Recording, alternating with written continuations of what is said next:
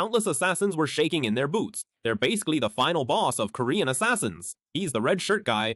Back in the day, he basically held the whole company together by himself. And now he's this close to retirement. Red shirt glanced at everyone and said, "I quit." Instantly, a whole squad of armed guys circled him. The Cyclops shot a look into the shadows and asked, "Boss, should we whack him, or what?" The red shirt. In a flash, he whipped out a short knife, and the Cyclops pulled out his own weapon, looking super intense. But the boss just raised his hand to stop them and said, "No need for blood between us, seriously. It's nighttime, and a bus is rolling down the street. On board, red shirt's chatting on the phone. I'm off work, heading home now. How's Zixi? Tell him Dad misses him." On the other end, his wife laughed. "Zixi says he's full and wants Dad to hurry home. He just kicked me." Shi-hee, what are you up to? The red shirt. Okay, so his real name is Shi-hee. He's sitting there looking at an ultrasound pic like, "I'm checking out Jixi's baby photo." His wife on the phone playfully teases him to say goodbye to the photo. Baby's about to make his big debut. Shi. His eyes suddenly narrowed as a passenger behind him raised a knife to stab him. He dodged in a flash, and the attacker missed. His wife's voice came through the phone. "Honey, what was that noise?" The other passengers freaked out and yelled, "Someone's got a knife! Call the cops!" His wife was freaking out on the phone. "Honey?" Meanwhile, all the passengers were losing their minds. "Please, spare me!" The attacker looked scary and said, "I'll let you guys off the hook. So everyone, zip it and get off the bus, except for you, Shi-hee." He calmly spoke into the phone. "Babe, I'll call you back in a bit. Love you." Passengers scrambled out in panic. As soon as he finished speaking, the attacker shot out of the bus like lightning. But he dodged without even breaking a sweat. He looked totally unfazed, eyes glinting red. He snatched the guy's wrist and landed a solid punch right in his face. Instant nosebleed, mouth bleed. Down for the count. He grabbed the attacker's neck and yelled, "Okay, spill it. Who even are you?" The attacker struggled to speak. "Wow, you really don't recognize me, huh? The folks at work are all after you. Did you seriously think quitting would keep you safe?" Shi. He tried calling his wife, but the line was busy and wouldn't connect. He started sweating nervously and called out for Meizu, totally freaking out. At home, his wife Meizu was simmering soup and finishing up dinner, hoping he'd hurry back. Suddenly the doorbell rang, and Meizu spun around to open the door. There was a mysterious shadowy figure standing outside. Meizu eyed him up, totally on guard, and asked, "Who are you?" The guy at the door said, "Hey, I'm your husband's coworker. I'm here to drop off his retirement papers." He started creeping forward, and Meizu backed away, freaking out. She tripped and landed hard on the floor, reaching out with shaky hands, begging, "Please, let me go." The guy grabbed her hair, but she just stared blankly, totally expressionless. Meizu pleaded again, "Please, spare me." Shi. He was sprinting through the night. He kept dialing, but all he got was the busy signal. No luck getting through. He looked totally desperate, begging, "Please, just let everything be okay." He burst through the front door, stood at the entrance staring inside, and his eyes went wide with shock. The floor was covered in blood. He took a heavy step forward. Cyclops was chilling at the dinner table, munching away, and said, "Oh hey, you made it. I had no idea you had a kid. So was it for this that you bailed on the boss? The you I know would never sweat over that kind of baggage, Shay." He glanced at the puddle of blood on the floor and whispered, "Boss, you know about this, right?" The one-eyed guy took off his eye patch. "You really don't need to ask. You already know what the boss means. This is totally my call. But more importantly, don't you think this is kind of fun?" The Cyclops smiled cruelly. "Guess what, is that bastard really dead?" Shi-hee's eyes burned with crimson fury. He suddenly went full turbo and charged right into the crowd. A heavy punch knocked one person down, blades flashed, and blood splattered. He was unstoppable, knocking down goons left and right like it was nobody's business. A total one-sided beatdown is going down in the room. The one-eyed guy lights up a cigarette, just chilling and watching everything unfold. In no time, the place was a total mess. All the underlings hit the floor, every single one of them. He steps over the mess, strolling in like he owns the place. The one-eyed guy flashes a sly grin. "Now that's the you I know. His white shirt is totally soaked in blood. He's officially the real red shirt now." The one-eyed guy curls his finger. "Alright, time to have some fun with me." The one-eyed guy charges in, stomping the ground, swinging his curved blade right at Shi. He spins out of the way, and the blade barely misses him. Talk about a close shave. They got into some serious close combat, blades flashing, every move a killer. He spotted an opening and jabbed a short knife into the one-eyed guy's arm. He grabbed him, lifted him up, and slammed him onto the table. The floor shattered instantly, and he stabbed the floor with his knife. The one-eyed guy, in pain, fought back, flipping over with the momentum. He goes in for another swing, his short blade coming down like a rainstorm, and the edge slices right through One-Eyed Dragon. Blood gushed from the one-eyed guy's mouth as he looked at Shi in shock. You jerk. He was losing strength fast from all the bleeding. Cheishi, he raised his hand and gave the guy a slap so hard it sent the one-eyed man flying. The guy gasped, I'm no match for you. Finish me off. Cheishi, he raised his short knife, aimed it at the one-eyed guy's head, and stabbed down without hesitation. The room went dead silent, bodies everywhere. The once joyful proposal, the thrill of 2 red lines, the ultrasound, the life in the photo, the sunny hugs, all gone. Cheishi, he knelt beside his wife's cold body. In the funeral home, the ultrasound photo and ring lay quietly, with a coffin below. Cheishi, he stands in front of the mourning hall, talking on the phone. Some people from the company drop by my place.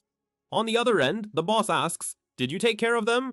Cheishi, he replies coolly, yeah, I did. The boss sighs, that's on me. My people are just a bunch of dummies. I'm sorry, but even if they're idiots, they're still my people. Chairman Li Guangwan's like, I really don't have a choice here. Assassins will come for you. Cheishi, he looked at his wife's coffin. No need, I'll handle it myself. He stood alone in the empty room, eyes cold, then hung up the phone. A wedding photo hung on the wall, once happy smiles now splattered with blood. Cheishi, he rolled up his sleeves, heavy footsteps echoing. He brushed his hair and headed for the door, whispering, I'll be back. He pushed the door open and left, the empty room left with only bloodstains. A knife sliced through fruit peel with a crisp sound. The bald guy spoke. What should we do about headquarters asking for reinforcements? Seriously, how many people does it take to catch one idiot? This time the Qingbai group was wiped out. I heard the chairman wants to personally handle the bodies. The long-haired guy, Park De-wan, said with disdain. Just because they're relatives, they get such care. What's so great about getting counter-killed while ganging up on someone? He looked annoyed. Anyway, those guys at headquarters relying on connections. Their skills are pathetic. The bald guy said calmly, I get it after all, the opponent is the red shirt. Cheishi, he looked serious. I think the company messed with the wrong person. He's a legend among assassins. Once he starts moving, people will definitely follow. If not handled properly, that guy alone can start a war. Park De-wan looked disdainful. Don't exaggerate, man. Rumors are always blown up. The opponent is the whole company. What can he do alone? The office door suddenly swung open. A figure stood at the entrance. The surrounding subordinates immediately stirred. The two on the sofa looked surprised. The bald guy's pupils shrank sharply. Cheishi. He stands there and asks, hey, is the boss around? The underlings are instantly in an uproar. No way, isn't that the red shirt guy? Is he here to deal with us first? Park De-wan whispered. Why didn't he go to headquarters, but came here instead? He gripped his knife and stood up, a smirk on his face. Just in time. Did you come alone? I don't know why you're here, but you've got guts. A sinister smile appeared on his face. He suddenly lunged forward, grabbing Cheishi by the collar. Park De-wan spoke. Kids locked the office door. His hand gripped Cheishi like a vice. A guy with a cane steps out like, all right, that's enough. Keep messing around and something's gonna go down. He taps his cane on the floor and Li Fengyuan chimes in. Looks like our crew really got spooked, huh? Things have been wild because of you lately. Please understand. Park De-wan asked in confusion. Boss, are we just gonna let this guy go? Li Bongwan ignored him, turning to order, De-wan, go make a cup of coffee. He's a guest. Li Bongwan sat down, speaking slowly. I'm curious, why would you come to find an old guy like me at a time like this? In the office, the red shirt Cheishi and Li Bongwan sat facing each other, the atmosphere tense. Cheishi, he spoke, you still have people at headquarters, right? Call them all here and prepare a car. Li Fengyuan lowered his gaze. Cheishi broke the silence. President Li Guangyuan, I'll kill him for you. De-wan, standing by, looked totally stunned. What is this guy even talking about? Li Fengyuan slammed his cup down. You idiot, stay out of this. Then Li Fengyuan turned to Cheishi. Isn't it already too late? The air battle ended ages ago. As you can see, I've been sidelined by Guangyuan and the Neville family, living like I'm in exile. There's no way I have that kind of power anymore. He lit a cigarette. By the way, Li Fengyuan looked at Cheishi. Wouldn't it be better for me if I just handed you over to Guangyuan? The room's vibe instantly froze. Cheishi whispered, jerk. He stared at Li Fengyuan. Still scared of your brother? Afraid he'll chop off your other leg? Li Fengyuan's face darkened. Guan cursed angrily. This lunatic. He grabbed Cheishi collar. Li Fengyuan yelled at Park De-wan. Cut it out! Park De-wan rolled his eyes. I've never liked this guy anyway. Boss, let me deal with this guy. Keeping him around just gives everyone something to laugh at. You're dead meat today, daring to show up here without fear. The blade plunged into Park Do-won's neck, blood splattering everywhere. Che Shi-hao suddenly yanked the knife out, leaving Park Do-won bewildered as he turned around. Che Shi-hao suddenly went wild, stabbing all around like crazy. Screams popped off everywhere. The other guys just stared, totally shook. Park Do-won clutched his wound, blood gushing from his mouth. Damn this damn bastard. He let out a piercing scream. Che Shi-hao dragged Park Do-won's body, leaving a bloody trail on the floor. In the shadows, Che Shi-hao's eyes glowed red. With a dull thud, he slammed Do-won's head onto the ground. Park Do-won groaned in pain. Li Fengyuan shuddered, blood splattering on his glasses. Che Shi-hao checked the corpse's carotid artery, confirming death. Che Shi-hao stood right in front of Li Fengyuan. Li Fengyuan, have you watched enough yet? Time to answer. Let me take care of your brother for you. Are you in? Che Shi-hao's eyes glinted red. Li Fengyuan looked up, a flash of determination in his eyes. The HQ building is lit up like a Christmas tree in the night. In a meeting room, President Li Guangyuan was chilling at the head of the table while his crew lined up in a row. Li Guangyuan spoke up. Hey, a few people are missing. Vice President Choi Il-ho, also known as Zodiac Ox, replied. The triplets aren't here yet. Song Jae-yeon from the Li family, nicknamed Zodiac Rat, chimed in with a smirk. Even when the boss calls us in person, they still dare to be late. Gutsy, huh? Minister Park Song-jae, aka Zodiac Monkey, chimed in too. The conference room door creaked open, and the triplets walked in, grumbling. Why'd the old man call us? Isn't it that you think we're too expensive and don't want to use us? Is it about that thing? If that's the case, we're hands down the most reliable triplets. The leader straightened his suit as they stepped up. All right, everyone, quiet down and show some respect in front of the boss. He greeted the boss. Long time no see, President. Everyone turned to look at the boss, waiting for his cue. The other execs had mixed expressions, some curious, some nervous. President Li Guangyuan puffed on a cigar, speaking slowly. Can you handle it? The triplet leader replied, give us support from Group A, and we guarantee success. His eyes flashed with confidence and a hint of ruthlessness. Che Shi-hao picked up the car keys. Li Fengyuan spoke. After taking out Li Guangyuan, the Neville family will show up. I'm ready for it. You good with this? Che Shi-hao looked determined. If you want to take out your brother, just back me up right. See you at the company. With that, he turned and left. Li Fengyuan watched him go, letting out a low laugh. He covered his face with his hand, his shoulders shaking uncontrollably. He gripped his pants tightly, veins bulging on his hands. He wiped the blood from the corner of his mouth, a crooked grin creeping onto his face. Tables have turned. A white sedan zooms through the night. Che Shi-hao gripped the steering wheel, focused. His eyes flashed red. In the rearview mirror, a black sedan followed closely. Inside were the triplets. Choi Sam-sok driving said, Bro, let's buy a washing machine. Seriously, how long are we stuck doing laundry duty? Choi Do-seok in the passenger seat suddenly leaned back and went, What washing machine? Forget about that. We need to get a gaming console. Choi San-sok turned around. Ugh, another gaming console? You have the most clothes, and it's always me washing them. Choi Do-seok laughed. If you're unhappy, just play rock, paper, scissors better. The leader in the back seat spoke. Shut up. Focus. If this mission succeeds, I'll buy you all something. First things first, let's take out that guy in the red shirt. Wait, his car just suddenly sped up ahead of us. He pulled off a sick drift, spun the car around, and charged straight at the triplets' ride. Totally in reverse. The triplets shouted in panic, Bro, that bastard is coming at us. What's going on? The leader ordered, Step on the gas. Choi Sam-seok slammed the gas pedal. Che Shi-hao's car charged head-on. Choi Sam-seok gritted his teeth. Damn it. He yanked the steering wheel so hard, the three triplet cars and Che Shi.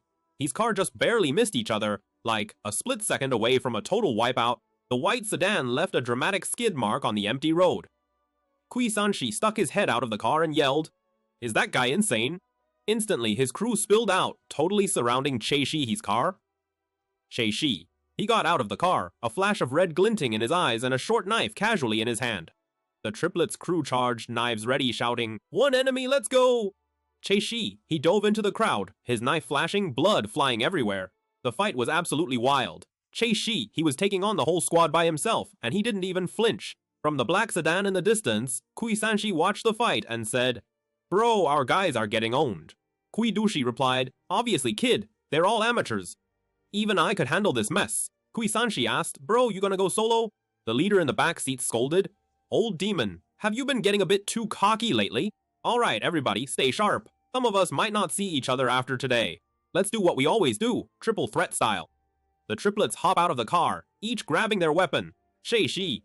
He stood right in the middle of the bodies, his white shirt absolutely splattered with blood. He looked up at the triplets walking over, and their leader said, "Take him out." With that, all three brothers rushed Shi at the exact same time. Shi tightened his fists and fought back. He had to stay sharp, kicking one away and dodging another's blade. The triplets launched their attack from three sides at the same time. He could literally see their reflections in his eyes. It's a team-up attack, so he just slides to the side, and the blade whizzes right past him. Sparks flew from the sword, and behind Shi, Kuidushi leaped into the air. His shoe had a hidden trick, extending a short knife. He kicked Shi in the lower back, blood splattering. Shi, he snapped to his senses, grabbed the guy, and yeeted him over his shoulder onto the ground. Both his knives clattered to the ground, the blades catching Shi's reflection. Shi, he got a nasty cut on his lower back, his muscles slashed wide open.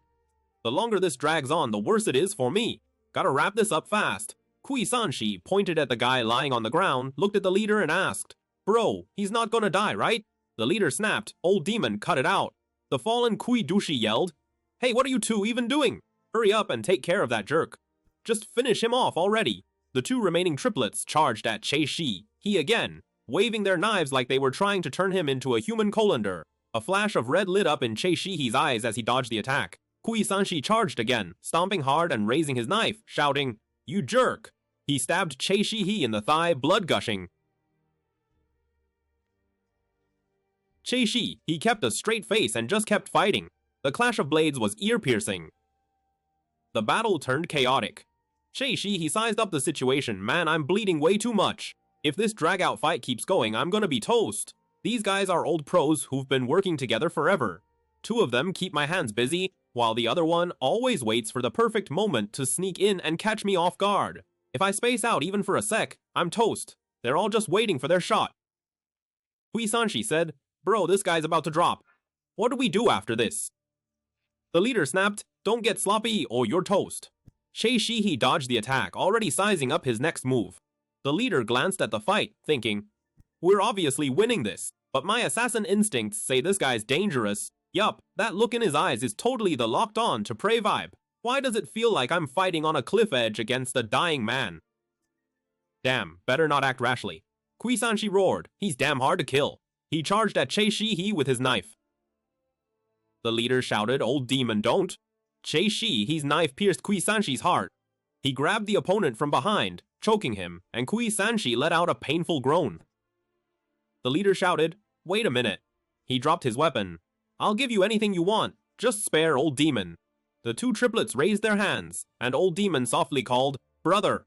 Shi, he placed the knife on his neck. Kuidushi threatened, "I swear to God, if your hand dares to tremble." Before he finished speaking, Shi, he raised the knife without hesitation. The blade sliced across Old Demon's neck, and his body fell to the ground, blood gushing out. Shi, he looked at the remaining two. "If any of you want to leave alive, pick up your weapons again."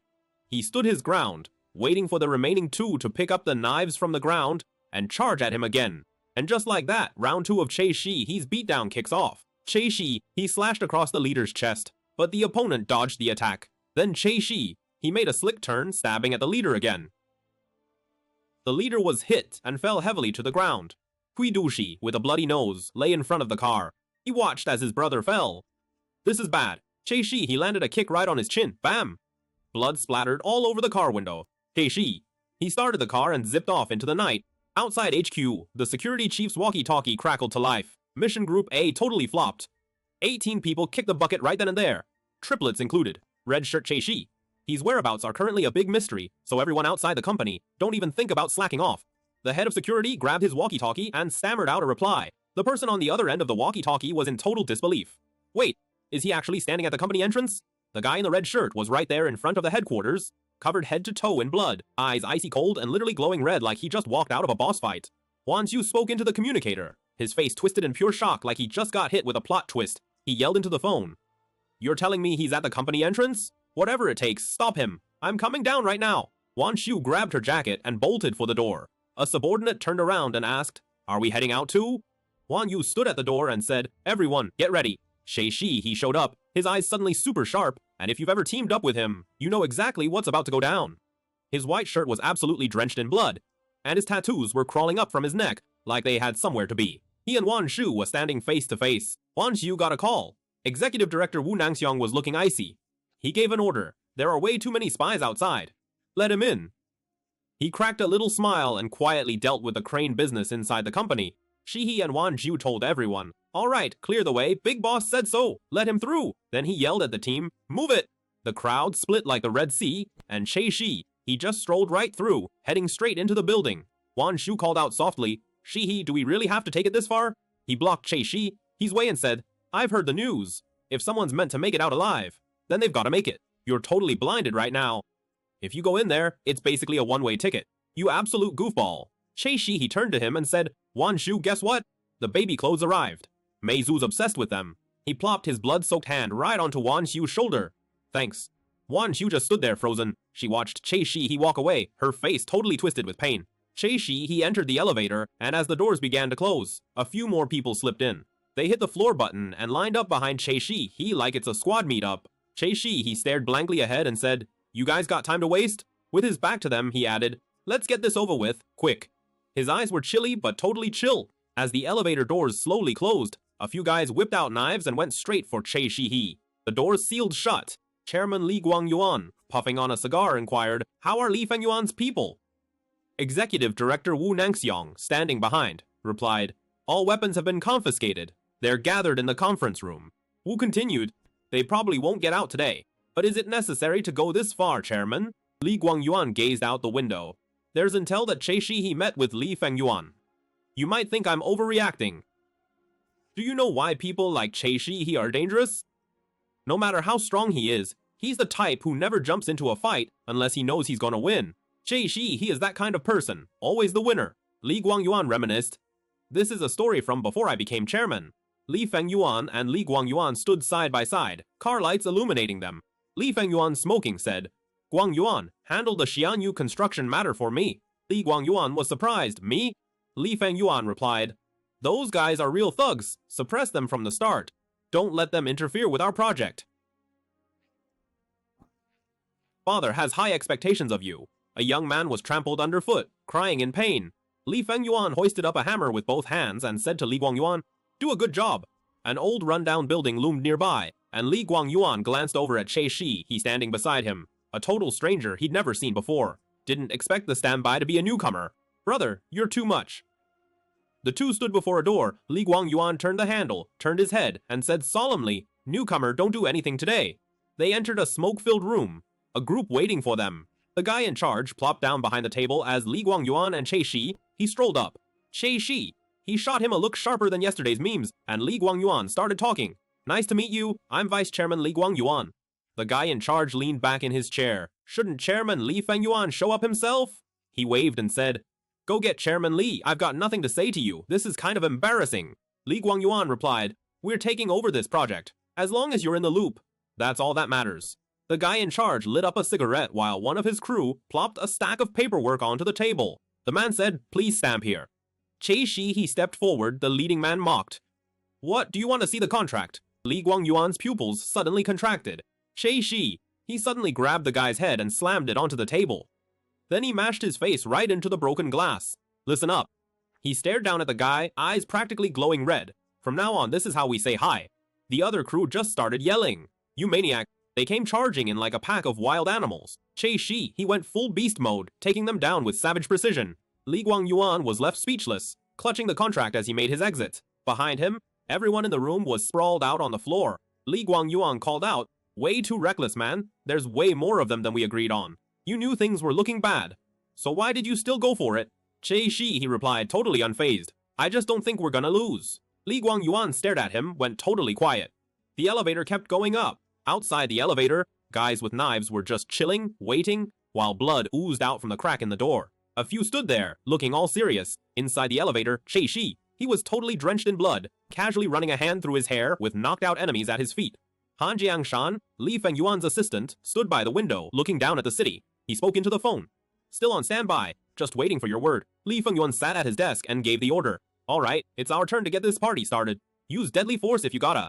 A whole squad sprinted for the rooftop. The elevator stopped at the 41st floor. The doors slid open nice and slow, and there were a few bodies just chilling by the entrance. Che Shi, He stepped over the blood, leaving the elevator. He's gripping a short knife, totally drenched in blood, and boom! There's a whole new squad standing in his way. A dozen guys with knives circled him.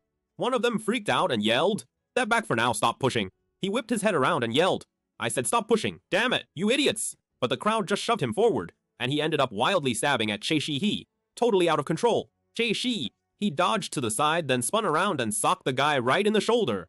There was this super crisp snap. The guy let out a dramatic scream and dropped to his knees in agony. Che Shi, he grabbed him by the throat. With a sharp crack, the guy just dropped dead right there, hitting the floor like a sack of potatoes. Everyone took a scared step back. One guy shaking said, "Crap, that guy's totally nuts." Another dude, hyping himself up, shouted, "Well, he's just one guy. Let's all jump him." The crowd swarmed him. Che Shi, his eyes started to glow red. The bald guy walked into the office and asked Li Fengyuan, "Should we send out the backup squad now, or what? We're outnumbered."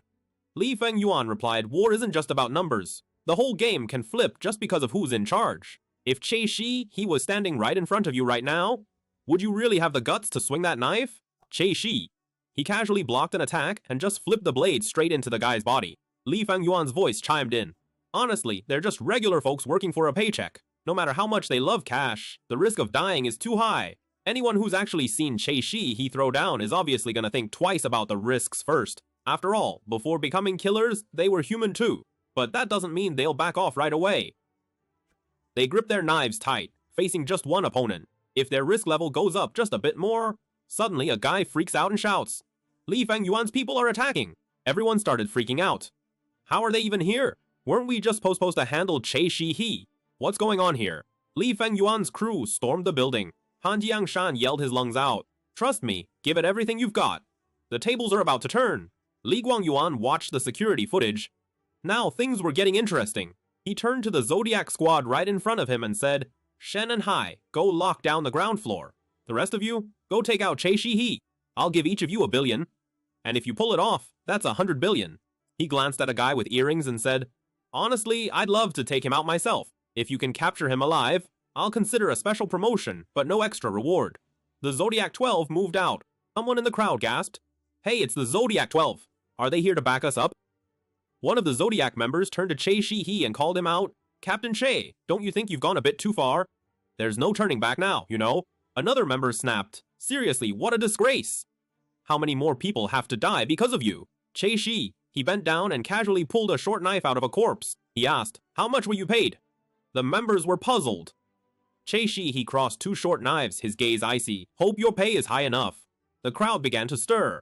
They get their own pay. Just because they're the boss's favorites, they get special perks. One guy muttered under his breath, "Seriously? We're risking our necks too. How's that fair?" One of the Zodiac glared at Che Shi-hee. "You jerk. Wow, you're really in a rush to get yourself killed. I'll make that wish come true for you." He whipped out a spiral blade from inside his jacket and charged straight at Che Shi-hee. Che Shi, he smoothly sidestepped the flying spiral blade and blocked the attack like it was nothing. He punched the opponent's face, pinning him to the ground. A man with glasses swung a spiked club down hard. Che Shi, he spun to dodge, then landed a solid kick right to the guy's head. The man fell with a thud, blood gushing, the spiked club rolling aside. Che Shi, he became a blur, his twin knives flashing among the crowd. And just like that, blades flashing, bits of meat flying everywhere. A long-haired man swung a whip. Che Shi, he blocked with his knife. The long-haired guy twisted his face, yelling, "Drop dead, jerk!" Then he yanked the iron chain like he meant business. Che Shi, he used the pull to spin up, flipping his body, a slight smile on his lips. The long-haired guy stared at him in shock as the blade drew a line of blood, and then, boom, blood was everywhere. The whole crowd went dead silent. The injured guy curled up on the ground, and shaking was like, "Don't come any closer." Clutching his wound, he yelled to the people around him, "The boss put up $100 billion to off that jerk." The whole crowd was instantly shook. A guy muttered under his breath. Direct subordinates totally kept the news to themselves. The injured dude urged, "Come on, hurry up and take that jerk out already." Someone in the crowd piped up, "Man, if you told us earlier, we would have totally had your back." Another person muttered under their breath, "The president must have really been pushed to the limit." Che Shi, he took care of it and stood solo in the middle of all the bodies. He glanced at the rest of the crew, his eyes glowing red. "They're offering $10 billion just for little old me, so what are you standing around for? Go grab that cash." Che Shi raised his blood-soaked dagger. "You only need to take on me." The crowd gripped their weapons tight, faces fierce. "Looks like we're really throwing down, huh?" Che Shi, he stared at the pack of baddies in front of him. his eyes literally glowing red like he just unlocked a power-up. The lobby on the first floor was straight up a battle royale between two wild squads. Sheng Xiao stood over the fallen enemy and called out, "Make sure Li Fengyuan's crew can't get up here." Sheng Xiao's buddy turned to his friends and said, "Me and Hai, let's hold down the entrance." A guy in a suit stepped forward, rolling his wrists and going, "I'll handle this one." Over on the 22nd floor, Wan Xiu and his squad were waiting in the elevator. A worried teammate asked, "Boss, are we seriously going through with this?" Wan Xiu looked super tense. The president put up a 100 billion bounty for Che Shihe's head. He glanced around at everyone. "If you're not into it, now's your chance to bail." The elevator stopped at the 41st floor, and the doors started opening. The guy with the bandages stared in shock. Like, what the heck is this? The crowd went wild, yelling, "Move, I'm going first." No cutting in line. This is for, wait for it, a whole 10 billion. Che Shi. He zipped around in the flurry of blades, attacks coming at him from every direction. This place is wide open, can't even use the terrain. Dodging all these attacks here? Basically impossible. A blade zipped past his eye, leaving a dramatic scratch. The crowd swarmed him, pushing forward like a tidal wave, almost succeeding, charging forward to die. Che Shihe's eyes flashed red. Just as a guy was about to speak, he got booted into the air, his short knife flying out of his hand. Everyone was gobsmacked. Like, what on earth is happening right now? Wan Xiu yelled at everyone, "Hey, you idiots, snap out of it! How many people have to die before you get it? Are we really gonna off each other over some crazy order?" Did it seriously never cross your minds that if you mess up, Che Shi, he might just kick the bucket too? The boss isn't someone we can trust. No one can guarantee we'll actually get that 10 billion. So let's just call it quits, okay? One guy scoffed, "We're hitmen now. Getting paid to kill people is literally our job. So why pretend to have a conscience all of a sudden?" He shot Wan Xiu a look and said, "You trying to take all the glory for yourself with that nice-sounding excuse?" Someone in the crowd chimed in, "Yeah, and honestly, the timing here is kinda sus. You showed up just when we were about to win."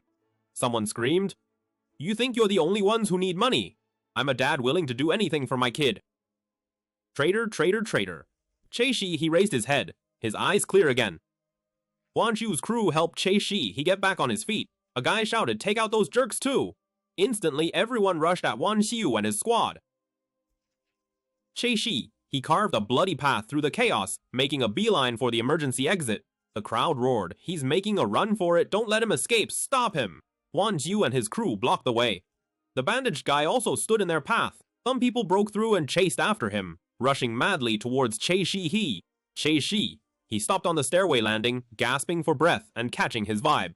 Covered in wounds, they shouted from behind, "He's almost done, finish him!" They swarmed up. Che Shi, he swung his dual knives, blocking deadly attacks while counterattacking. He stabbed the guy right in the neck with one quick move. A guy roared, "Stop holding on, just die already!" The stairwell turned into a slaughterhouse, blood and flesh flying everywhere. The pursuers cautiously climbed up, stepping over piles of corpses. Someone complained, "There are so many bodies, it's hard to walk. Were the stairs always this tall?" Chishi, he stood at the very top, looking down at a whole mountain of bodies and a sea of blood. Someone freaked out and said, "Wait, don't just rush in." He glanced around and suddenly, in a panic, realized, "Hold up, when did we lose so many people?" He was gasping for breath. He looked up and commanded, "Keep going." Then, he just started strutting down over everyone's bodies like it was a casual staircase. A few people begged for mercy, like, "Please, we messed up, okay?" Che Shi, he just kept walking, totally unfazed. The remaining people screamed in panic, "You've killed enough already, seriously, at least spare us!" Che Shi, he glanced at the survivors and replied coolly, "Yeah, that's not happening. If you want to live, just use that knife in your hand and try to take me out." Che Shi, he stands on top of the pile of bodies, gripping his short blade, his shadow stretched long in the light. Sunlight floods in, and Che Shi, he is just standing there in the room, looking all tall and proper. His eyes were piercing, and a tattoo peeked out from under his collar. The cuckoo clock on the wall goes click-clack, and his wife is busy setting up the breakfast cart at the table. He turns around when he hears the noise. His wife looks at him and goes, "Why are you just standing there spacing out?" She hurries him, "You're gonna be late for work, come eat!" He still doesn't move, so she gets a bit impatient. "Seriously, what are you doing? I told you to come here." He snaps back and goes, "Oh right, Che." He plops down at the table, and his wife says, "I'm taking Zixi for a checkup today, and I'll swing by Mom's place, so I won't be home for dinner tonight. The table is loaded up with a feast." She goes on, "Rice is in the cooker, don't you skip your meals, heat up the soup and dishes too." Che Shi, he zones out, his mind wandering somewhere else. His wife catches him spacing. "Hey, are you even listening?" He snaps back and says, "I'm listening, I'll eat properly, promise." His wife looks at him and sighs. "Hauling this belly around is no joke, Che." She asks, Do you need me to pick you up from mom's tonight? She shakes her head. Nah, no need, it's just close by. Che-shi takes a bite of rice, a satisfied smile spreading across his face. Then things get weird. The scene warps, his grin turns kinda creepy, and his wife's face blurs and twists like a glitchy filter. He suddenly says, "What's up? You feeling off, Cyclops?" A dragon's creepy grin flashes before his eyes. The illusion shattered, and Che-shi sat at the table, his white shirt soaked in blood. She-he's bloody hand held a spoon, lightly tapping the bowl, making a clinking sound. He spoke to the empty dining table. "Meizu, can I eat later?" The table was laden with dishes, yet he sat alone. His wife's voice echoed in his mind. "I'll be back before the soup gets cold." Blood trickled from She-he's mouth, his eyes bloodshot. Suddenly a roar echoes. "She-he, for fuck's sake, wake up!" Wan Jiu is shaking him hard, sweat dripping down his face and looking super tense. The stairwell is totally wrecked, bodies everywhere. Wan Jiu glances at him, worried. "Hey, you good?" He staggered to his feet. Wan Jiu said, "Boss, we held up Li Fengyuan's guys, that's why they showed up late." Then he went on, "We'll go get our people out, clean up the mess, and come right back." Locking eyes with he added, "We've avenged your sister-in-law." Finally, he gave the last order. "At this point, no matter what happens, take out Li Guangyuan, and make sure you come back alive." His eyes light up red like he's about to go Super Saiyan, blood all over his face. Suddenly, someone gets yeeted into the air and crashes back down with a thud. The big guy charged forward, but Han Jiangshan slipped past his attack and sent him flying with a slick spinning kick. Someone in the crowd suddenly recognized him. Wait, that's one of the old 12th Squad's top 4 guys. Looking totally confused, "Wait, I thought he retired?" The other guy adds, "Yeah, he's been out of the game for over 10 years. He stares at the scene. "So, why is he here now?" Han Jiangshan jumps back in, shoulder flicks out a blade. Bam, hits the guy, blood splatters everywhere, all in one super smooth move. The big guy straightens his tie and says with a smirk, "Old man, you used to be way faster. Looks like you're not as sharp as you used to be." Hearing this, Han Jiangshan lets out a sly little laugh. Yep, that's him, the OG, the former number 4 of the 12th Squad, Han Jiangshan. Suddenly, someone shouts, "Reinforcements are here!" The 12th Squad from break time is pulling up to join us too! The elevator indicator lit up, emitting a soft sound, the door about to open. Han Jiangshan's lips curled slightly. The elevator door opened. A group of men wielding blades poured out, filling the corridor. The big guy's face drops. These are Li Fengyuan's people. The leader of Li Fengyuan's crew yells, "Take them all out!" Chaos erupts instantly. The big guy looks worried. Did something just go wrong? There are only 4 of the 12s left on the first floor. Everyone else already ran off to Che-shi's side. Han Jiangshan gripped his sleeve tightly. "Since our people are all down, seems they took care of them all." He looked at the burly man, sneering. "Kid, don't push yourself, your right leg is already useless." Blood seeped from his pant leg, his right arm also bleeding profusely. On the 43rd floor, the president's office, a long-haired strong man, arms crossed, guarding the door. A man ran frantically down the corridor, panic-stricken. "Damn it, where did everyone go? Why the heck is that jerk even here?" Che-shi, he's standing at the end of the hallway, totally drenched in blood. The long-haired muscle guy steps right in front of him. The man shouted in terror, "Minister Xu, everyone behind me is dead. I barely escaped." Minister Xu's expression was grave, tightly gripping the axe in his hand. Minister Xu swung the axe. The man was killed in one blow, blood splattering the wall. He looked down at the body, muttering, scurrying away like a cockroach. The guy with the battle axe, that's Minister Xu from the 12th Squad, Chen. He looked at Shi-he and said, "Long time no see." The two faced off in a pool of blood. Minister Xu spoke, "Didn't expect you to make it here. I heard you dealt with the triplets." Shi-he remained expressionless. Those bastards were so arrogant. Minister Xu flashed a wicked grin, but didn't he end up biting the dust anyway? He clutched the axe handle tightly, and even the president who coddled his parasitic brother should get it now. What he really needs is us, the 12th Squad. Both charged at each other. Minister Xu swung his battle axe while Shi-he raised his knife to block. Metal clanged, and Minister Xu roared, swinging the axe with all his might. The axe slammed into a fire extinguisher, which Shi-he used to fend off the deadly blow. The impact sent him flying, and he crashed heavily onto the ground. Minister Xu laughed heartily. To hold out this long in such a state, I give you props. Shi-he glared fiercely at him. Minister Xu raised his battle axe, but Shi-he sliced his wrist in one clean move. Blood spurted from Minister Xu's hand, and the battle axe flew out of his grip. In the president's office, Li Guangyuan watched the surveillance. His subordinate reported urgently, "Li Fengyuan's men have broken free and breached the hall." Another subordinate reported, "Shu Yuhai from the 12th Division just got taken out." Han Jiangshan stood in the middle of a pile of bodies, and one guy was absolutely freaking out. The 12th squad just got wrecked. He shouted, "Retreat quickly." The crowd panicked and fled in all directions. Minister Tu knelt on the ground, groaning in pain. He lunged forward and stabbed him right in the shoulder. Minister Xu let out a painful howl. Looking down at him the whole time, I let you ramble on about those triplets, but honestly, you're even weaker than they are. The two faced off in the smoke. Minister Ksu was shocked. What? You say I'm weak? He roared. Hey, I'm the boss of Division 12, you know? The president's office door slowly opened. A blinding light sliced through the crack in the door, and a long shadow stretched across the whole room like it owned the place. Two guards looked tense, cold sweat on their foreheads. The figure outside responded, "I said yesterday, I would come personally." Outside the door, Minister Ayu was flat on the ground, eyes wide open, totally knocked out.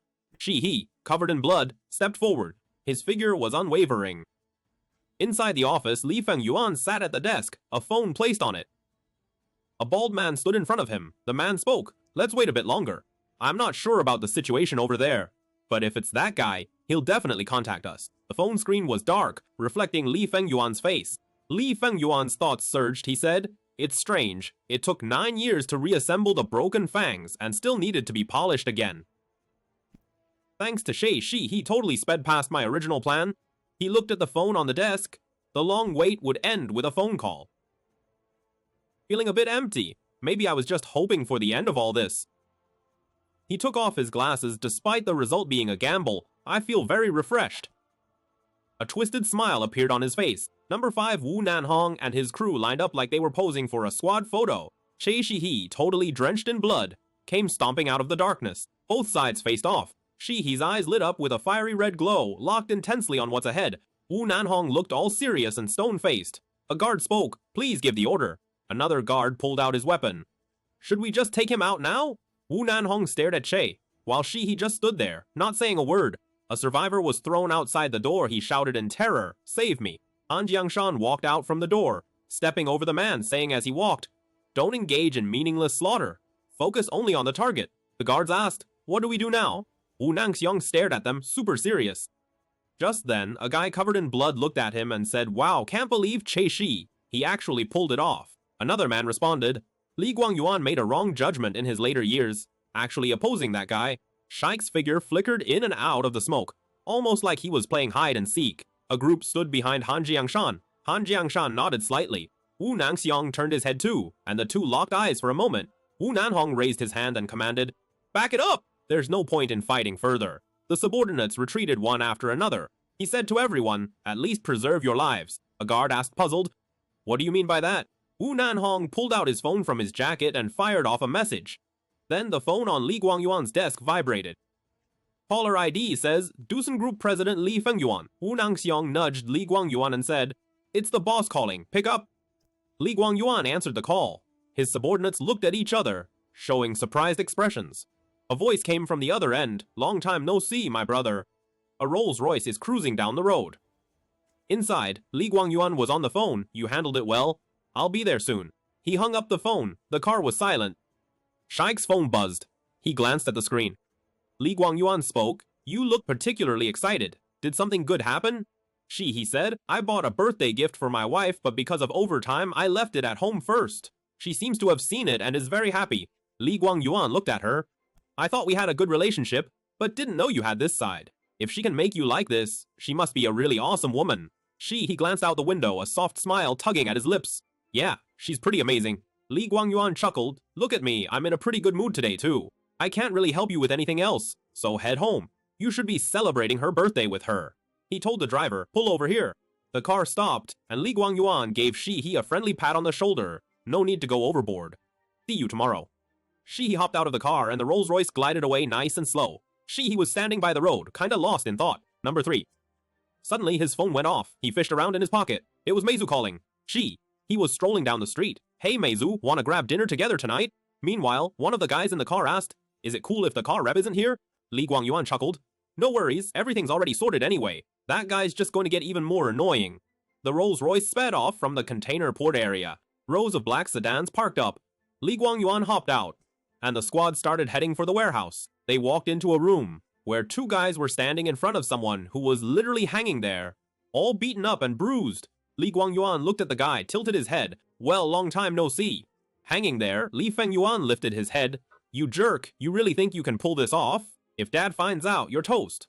Li Guangyuan replied calmly. Yeah, Dad does really love his firstborn. If Dad finds out, he's totally gonna flip out. But seriously, in this situation, do you think Dad's even still alive? Li Fengyuan's eyes went wide. Just you, no way. Who put that idea in your head? Li Guangyuan whipped out a handkerchief. The family picked Dusun Construction to be our Korea branch. You and Dad said no, right? That's literally what they said. They're gonna make me the chairman. Li Fengyuan snapped. You lunatic. You actually want to hand the company over to those royals? If it weren't for me, the whole business would have tanked ages ago. Li Guangyuan, looking totally unbothered, said, I mean, I can't just let you ignore me forever, right? He tossed the handkerchief to the floor. You've had your time. Now it's my turn. Walking right up to Li Fengyuan, Li Guangyuan whispered, You seriously have no clue what it feels like to be ignored, do you? He kept going. Starting now, get ready to taste that feeling for the rest of your life. Li Fengyuan glared at him, pure hatred in his eyes. You jerk. Li Guangyuan grinned and leaned in closer, then turned to a guy rocking a jumpsuit and ordered, Go ahead. The guy asked left arm or right arm. Li Fengyuan's eyes went wide. Wait, what? Hold up. Li Guangyuan replied with a chill leg. Hey, pick whichever, I don't care. With that, he turned and walked away. Li Fengyuan started begging. Wait, Guangyuan, I messed up, you jerk. Hang on! His cries echoed through the warehouse. Li Guangyuan covered his face, trying not to laugh. Then he just burst out cackling in the dark. The crew congratulated the boss. Congrats! Chairman Li Guangyuan stood there soaking up the good vibes. Number 4. In the chairman's office, Che Shi he stood by the desk, bloodied. A voice came through the phone. Yeah, you're totally right, Guangyuan. Now it's your turn. Li Fengyuan chuckled and said, All right then, take care of yourself. Che Shi, his eyes were icy cold, all bruised and bloody. A curse echoed over the city. You jerk. Li Guangyuan looked up at Shi He's back, eyes filled with fear. The lobby was a total mess. Bodies sprawled everywhere, and blood all over the place. Shi He stood in the office, staring at Li Guangyuan. Li Guangyuan said, It took me half a century to get here. He put his hand on the chairman's nameplate. Seriously, do you even get what this nameplate means? He picked it up. When I was way younger, I always wondered, how could something so basic hold the kind of power that made my dad seem so legit? There was a red glint in Shihi's eyes. In the memory, a boy stood by the desk. The nameplate read Chairman Li. At first, Dad ran a humble debt collection business, chasing overdue payments from companies. But folks in finance and politics saw Dad's talents, and they backed our group all the way. That support turned us into Korea's first corporate assassination group. Honestly, I picked up a knife when I was just 7. From then on, I carved my path through thorns and thistles. I just had to figure out what made this nameplate so special that it ate up all my dad's feelings, even if it meant going the extra mile. Literally, just so my own name would finally get engraved on that nameplate. Only then did I actually get what my whole life was about. The path I walked was suppressed and sealed on this simple nameplate. A symbol of the gap, proving that others stood beneath my feet. This nameplate is like my second self, my proof, and honestly, my reward too. He sneakily used it to catch some sunlight and shine it right in Shi-He's face. Shi-He was dazzled, and Li Guangyuan suddenly pulled out a knife aimed at Shi-He. Shi-He's eyes narrowed, he sidestepped to dodge. He reacted quickly, pulling out a knife and stabbing at the chairman. The two clashed, Li Guangyuan's face filled with anger. You swore allegiance to me, and now you dare to bite back. Han Jiangshan said to the people beside him, Watch closely. The two clashed again. Shi-He grabbed Li Guangyuan's wrist and twisted it forcefully. Li Guangyuan let out a dramatic scream, and Shi-He swooped in to snatch the knife. Li Guangyuan's eyes went wide as Shi-He, without a second thought, plunged the knife into his palm, sending blood flying everywhere. Li Guangyuan staggered back in pain, while Shi-He held out his hand, dripping with blood. A flicker of surprise flashed in Li Guangyuan's eyes, and he suddenly kicked Shi-He right in the leg. Shi-He looked up and said, Li Guangyuan, just stop struggling already. No matter how hard you try, the outcome's not gonna change. Just accept it. You're a goner today. Li Guangyuan's eyes went wild as he swung the knife at Shi-He. Shi-He lifts his knife to block. They clashed again, and despair was all over Li Guangyuan's face. At this rate, I'm done for. If I hadn't put on a stab-proof vest earlier. Suddenly, he yelled and just bear-hugged Shi-He out of nowhere. He tossed him aside. Li Guangyuan stumbled back, got his footing, but then felt dizzy. The crowd around him started to warp. turning into creepy red ghost faces. Li Guangyuan yelled in terror, Nangxiong. He turned to Wu Nangxiong. What did Li Fengyuan offer you? I'll pay double, no, 10 times more. Someone like you can definitely handle that half-dead wreck, right? Wu Nangxiong adjusted his glasses. My friend, you haven't changed a bit. This time it's your turn. Don't rely on me like before. Li Guangyuan was stunned. What ka? He questioned Li Guangyuan. Why are you doing this? You can't have forgotten. The agreement between your father and me. The deal was that I could retire without any strings attached. Li Guangyuan stopped in his tracks. I had no choice. If you leave and end up joining another company, my business and I are toast. Li Guangyuan clutched his head and let out a dramatic howl. Honestly, death feels like the easier option right now, so I ordered that one-eyed dragon to end your life. I even made sure he kept his mouth shut. He looked up. Don't tell me that idiot spilled the beans. Shaik replied, the one-eyed guy doesn't even have a mind of his own. He wouldn't act alone. It's obvious you were pulling the strings. Li Guangyuan began to plead. I was wrong. It was all for the company. Damn, my vision's getting blurry because of the blood. He's thinking, just a little closer. He knows I never carry a gun. Timing is everything. Li Guangyuan shouted in panic. Stop him quickly, I'll give you 1 billion. No, 100 billion. Shaik walked toward Li Guangyuan, weapon in hand, and said, no one's gonna stop me now. You killed the only person who could. Li Guangyuan looked at Shi He. Shi He's eyes flashed red, and Li Guangyuan suddenly laughed and raised a gun. Shi He acted first, aiming the knife at the chairman's neck and stabbing fiercely. Li Guangyuan's eyes widened in horror, his gaze gradually becoming empty. Memories flashed before his eyes like a movie reel, from a humble debt collector to a powerful chairman, finally leading to destruction. Everything returned to nothingness. My father always blocked my view. That shadow I thought was just in the way. If I had realized earlier, it was the shade that sheltered me. Would anything have been different?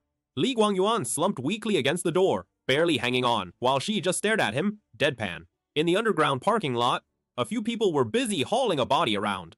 A man complained, how long do we have to wait? Let's get him out of here. Damn, what a hassle. He grabbed Li Guangyuan's hair and another man helped lift Li Guangyuan. Grab here, not there. The chairman is lighter than I thought. Wu Nangxiong pushed the two aside, wiped his hands and said, I'll carry him. He carried the chairman out. Shi He, covered in blood, walked forward. Han Jiangshan said, Shi He, I owe you a favor. Thanks to you, I finally got to teach that rebellious brat who killed the former chairman a lesson. On behalf of the employees, I thank you. He looked at Shi He, but are you okay? We killed Li Guangyuan and Neville lost the Korean branch. This is beyond what the elders can protect you from. They'll definitely come to collect the price. Han Jiangshan said, you'd better rest first. Number 1 Shi He remained silent. Han Jiangshan told 2 subordinates, you two support him. I need to check on the injured subordinates. If those guys hadn't called for backup, things would have played out way differently. Number 2 A guy helped steady Shi He. Han Jiangshan turned and left. Shi He leaned on the man. Number 3, hey you idiot, look at this mess. The man supported him. It's all over. Come on, let's go home. Number 4, the sun's shining over the city. The guy in the wheelchair in the office spoke up. Hey, ex-security chief Bi Zhao, you thinking about coming back? Number 5 Bi Zhao replied, with how things are going, I'm kinda worried that bro Changzu's company is gonna go bust, just like his name. Number 6, the guy in the wheelchair laughed. Haha, Li Changzu. I never liked that company name, but honestly, who can ever get him to change his mind? Number 7, he flicked his cigarette butt onto the floor. Bi Zhao said, Neville's coming for sure. Number 8, the guy in the wheelchair replied, yep, my lucky charm can only hold them off once, so this time, they're definitely showing up. On number 9, life's gonna be rough for Shi He in the days ahead. A man ran in and said, Chairman.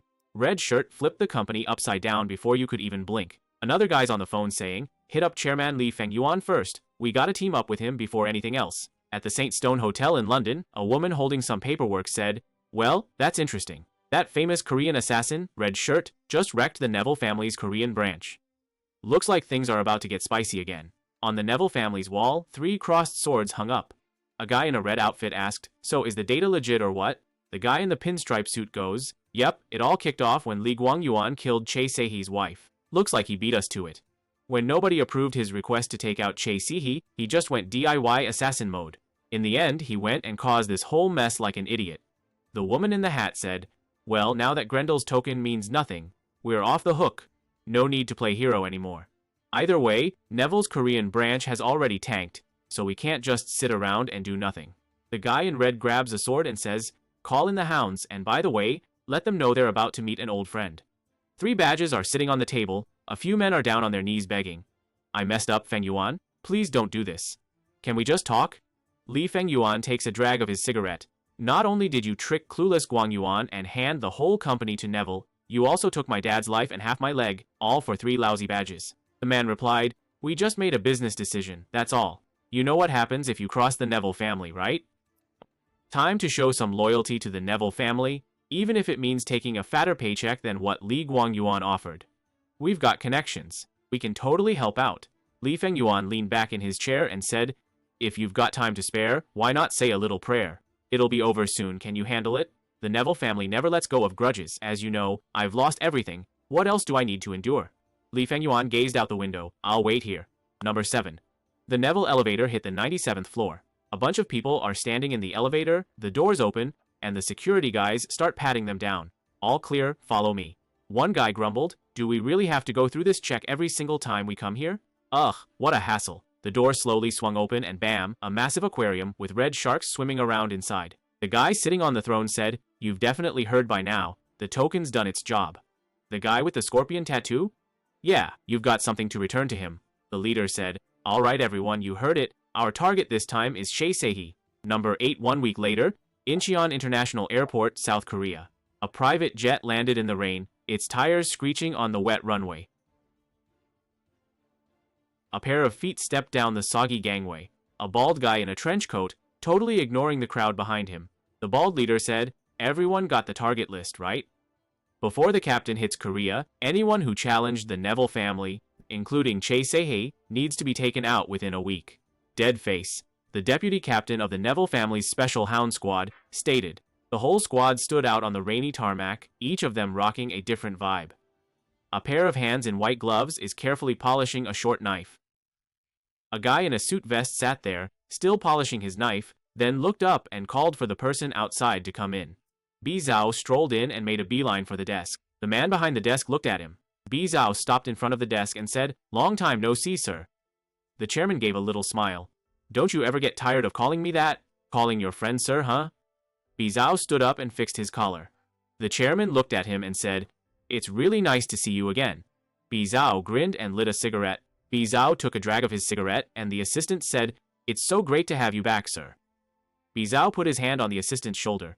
Come on, I'm only being formal for the boss. Just call me big bro like you used to. The chairman glanced at his assistant and asked, where's Nam Wong? The assistant replied, he's busy tracking down the retired Zodiac 12. Bi Zhao took a drag of his cigarette and joked. So he's out ghost hunting, huh? B turns to the assistant and asks, how's it going, smooth sailing? The assistant fires back, of course not. The chairman stares out the window. Even if my dad's Zodiac 12 were totally on the same team, 10 years is a seriously long time. We're regrouping them now to take revenge on the Neville family. Those folks might have gone back to their families, focusing on their kids. The chairman continued, they might have built their own lives during this time, so their loyalty to my dad, probably blurry as heck by now. The chairman goes, basically, trying to catch up on all that lost time is a total waste. B lets out a long sigh, if this keeps up, we're all toast. The assistant slaps a file on the table. Yup, it's the list of Zodiac 12 candidates. Gu Mansu, Park Sung-joon, Ma Hyun-woo, and Kim Hoon. The assistant says, I picked these possible Zodiac 12s from our current crew of heavy hitters. Bi Zhao picks it up. Only 4 in the file? Bi Zhao grins. Hey, Cha Seok-hak really turned this place into a total mess. But Cha Seok-hak's buddy Ku Man-soo, the assistant said, he's honestly pretty strong. B glanced at Ku Man-soo's profile and thought, it's kinda wild that someone at his level is only popping up now. Judging from his eyes, he doesn't seem greedy or power-hungry at all. I'm not a fan of that, but the chairman leans back in his chair and goes, we're really not in a spot to be picky, just round them all up. The chairman chills in the shadows and says, let's see what tricks they've got up their sleeves. Meanwhile, Ku Man-soo's car is zooming through the rainy night. He's got this super serious look then. Scene change. There's a photo of Cha Seok-hak and his partner chillin' on the table. Cha Seok-hak, shirtless and scarred, was bandaging his hand. I'm feeling way better, can actually move now. The whole organization's a total mess. Ku Man-soo rubs his forehead. The chairman's already pulled out his sword. I think he's about to go to war with the Neville family. Man-soo stands at the door and asks, so, what's your plan now, Cha? Seok-hak sits on the edge of the bed. I'm waiting for Ku. Man-soo looks at him, totally confused. Seok-hak's eyes flash red. If I want to get things done, this is how it has to be. Scene switch. Back in the car, Koo Man-soo's gripping the steering wheel, waiting on the Neville family, basically meaning he's gotta pull out all the stops just to barely make it. His car zips off into the rainy night and he's thinking, even with revenge done, I still lost my wife. Then, Koo Man-soo standing on the stairs of some building, looks at Cha Seok-hak, reaches out and rings the doorbell. You need somewhere to dump all that rage, don't you? Koo Man-soo stares seriously at the door. A middle-aged woman walks up to him. You're back. Koo Man-soo's eyes sharpen. Mom, go to your room. Right now. His mom looks confused. Is someone outside? They've already been knocking for a while.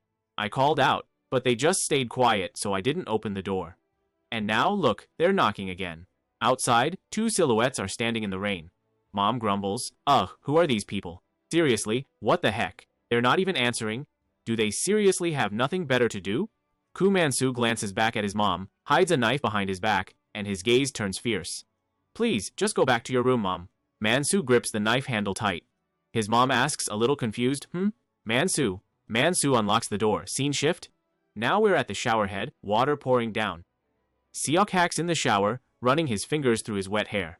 He shuts off the water, steps out shirtless, and towel dries his hair as he walks over. He stopped at the table, his red eyes fixed on an envelope with a crossed line emblem. His phone vibrated on the table. He picks up his phone, sees Peach Blossom Vibe calling, answers, yeah? What's up? A voice comes through the phone. Hey, there's a card that says, beware of the bad dog. The person on the other end goes, long time no see, Cha Seok-hak. Cha Seok-hak's brows furrow, and the voice keeps going. The person continued, haha, should I call you Red Shirt now? A red-haired young man stood on a balcony. The whole room dyed blood red, a pool of blood at his feet. Your super honest buddy didn't even put a lock on his phone screen. Thanks to him, it was way too easy to get in touch with you. Seriously, how boring. Seok-hak asked Shingu-jin, where are you right now? On the other end, a voice replied, oh wow, you still remember what I sound like? Yeah, others may forget us but you can't. You probably already guessed we're in Korea, thanks to Toglandale. Bet you've been living the chill life for the last 10 years, huh? Haha, you even got married in that situation. So, since you've been so happy, isn't it time for you to die now? The hunting dog battle squad, Shin-gami-jin said. Cha Seok-hak quickly throws on a shirt, grabs his phone and calls the chairman. He stands up, phone to his ear. Wait, why is it at the chairman's place? 3 people walk down the hallway while the chairman, phone in hand, says, you heard about it already, right? The Neville's hunting dogs have started moving. I don't need to tell you what that means, do I? The guy behind him, arms folded, was looking super serious. Chae Shi-hee sat in the car, rain pouring outside the window. He sighed, yeah, they're after me. If they can't find me, I'll have to toss out some bait and make myself show up. So, I need to ask you for a favor. The president's glasses glinted. Chae Shi-hee kept talking. There's a place I need you to check out for me. The chairman asked, want me to send someone? A flicker of red flashed in Chae Shi-hee's eyes. Send your absolute best. Just then, Gu Wangxiu and his mom stared at the newcomer, totally stunned. Yup, boss. The assistant rolled up with 2 crew members and stopped right in front of them. Gu Wangxiu asked, wait, you guys came all the way here? The assistant replied, Chae Shi, he asked me for a favor. He wants us to help you and your mom get out of here safe. You guys gotta go right now. Gu Wangxiu looked absolutely shook. That's so sudden. His eyes went wide. The assistant added, the hounds are on their way. They rushed out of the building, rain pouring down. Gu Wangxiu's mom grabbed his arm. Wangxiu, what's going on? Gu Wangxiu looked at his mom. Mom, grab your coat. I'll explain everything later. Kamiya Shin was checking out an employee ID, pretending to be a company worker. Kamiya Shin crouched next to a guy covered in blood. This is kind of fun. Kamiya Shin grabbed the guy by the collar, his face totally covered in blood. Please let me go, I've told you everything I know. Kamiya Shin looked down at him. Nope. Kamiya Shin's eyes glowed red. Did Chae Shi, he really not mention me at all? He couldn't have forgotten I'm still alive. We were so tight. The captured guy's eyes were full of fear. Kamiya Shin looked at the guy on the ground. Oh, I get it. You're a lying guy, right? You're totally pretending you forgot, huh? Well, that means you gotta go. No room for liars in this world, am I right? The guy reached out with a shaky hand. I think he mentioned it. Kamiya Shin punched him in the face, his eyes fierce. Speak clearly, did he mention it or not? The captured guy trembled and said, I think he mentioned it, you should know. Kamiya Shin's eyes narrowed. He did mention it. The guy kept talking. He told me to get out of the way because he needed to go somewhere. So he had me hide since he couldn't afford to get hurt. Kamiya Shin grinned, his bloody hand tightening as rain splattered everywhere. In a blur, Gu Wangxiu dashed through the rain with his mom on his back and the assistant keeping up. The assistant turned around and reminded him, "We'll meet at the spot we agreed on, and the newbie will be with you." Gu Wangxiu replied, "Got it." Wen Kai stood on the edge of a tall building, watching them run around down there. They seriously looked like ants. He was holding binoculars. Man, I kinda wanna stomp on them. He's with the Hound Recon team. Wen Kai and the crew suddenly hit the brakes in the rain. Their way got blocked by another squad. Dio gave Wen Kai the lowdown. "Hey Wen Kai, we found the target. Guess that cash wasn't wasted." Dio and his brother blocked the way. "Uncle, your joints seem to have degenerated. Stop running. I'm starting to feel bad." He was the younger brother of the Vero brothers. The assistant was shocked. How did he blow our cover so fast? He remembered what the boss said. "Leave Gu Wangxiu to us and be careful. These guys aren't your run-of-the-mill killers. Things might work differently in Korea. And Neville's bite is seriously sharp, so let's not start any fights until we've got backup." The assistant turned to his team. "You guys go ahead first." One of the guys asked, totally confused. "Huh? Sir?" The assistant explained, "If they know where we are, it means someone's watching us from afar. Let's dip before he shows up." Wangxiu glanced back, looking worried. "Sir." The assistant turned his back to him. "Gu Wangxiu, think of your mom." Gu Wangxiu gritted his teeth. "Hey," he turned with his mom on his back. "I'll bring backup next time. See ya." Dio watched their fleeing backs. "Well, Olega," he took off. "If we do this, he's gonna get away. We gotta hurry up and take these guys out, then nab him." But Dante Olega chimed in, "Dio, it's Sunday. No fighting on Sundays."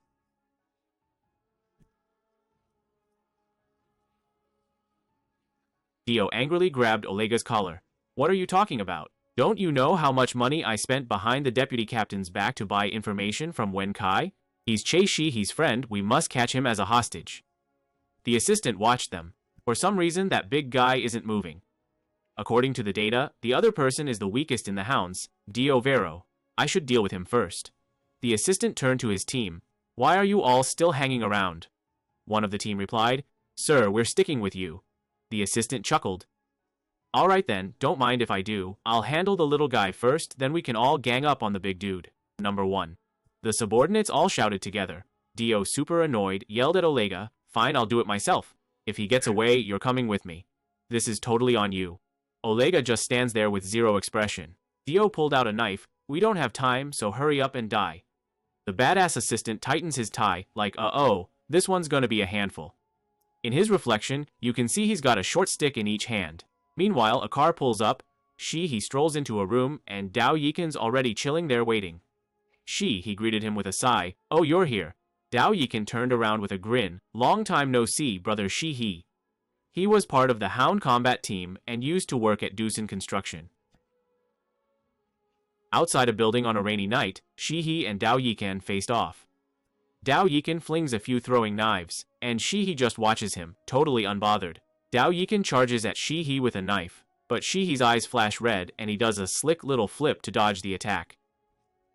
Dao Yikin's attack missed, and He used his phone to block.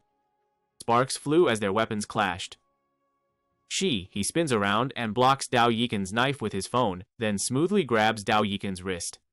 He looked down at him and Dao Yikin said, can't see clearly.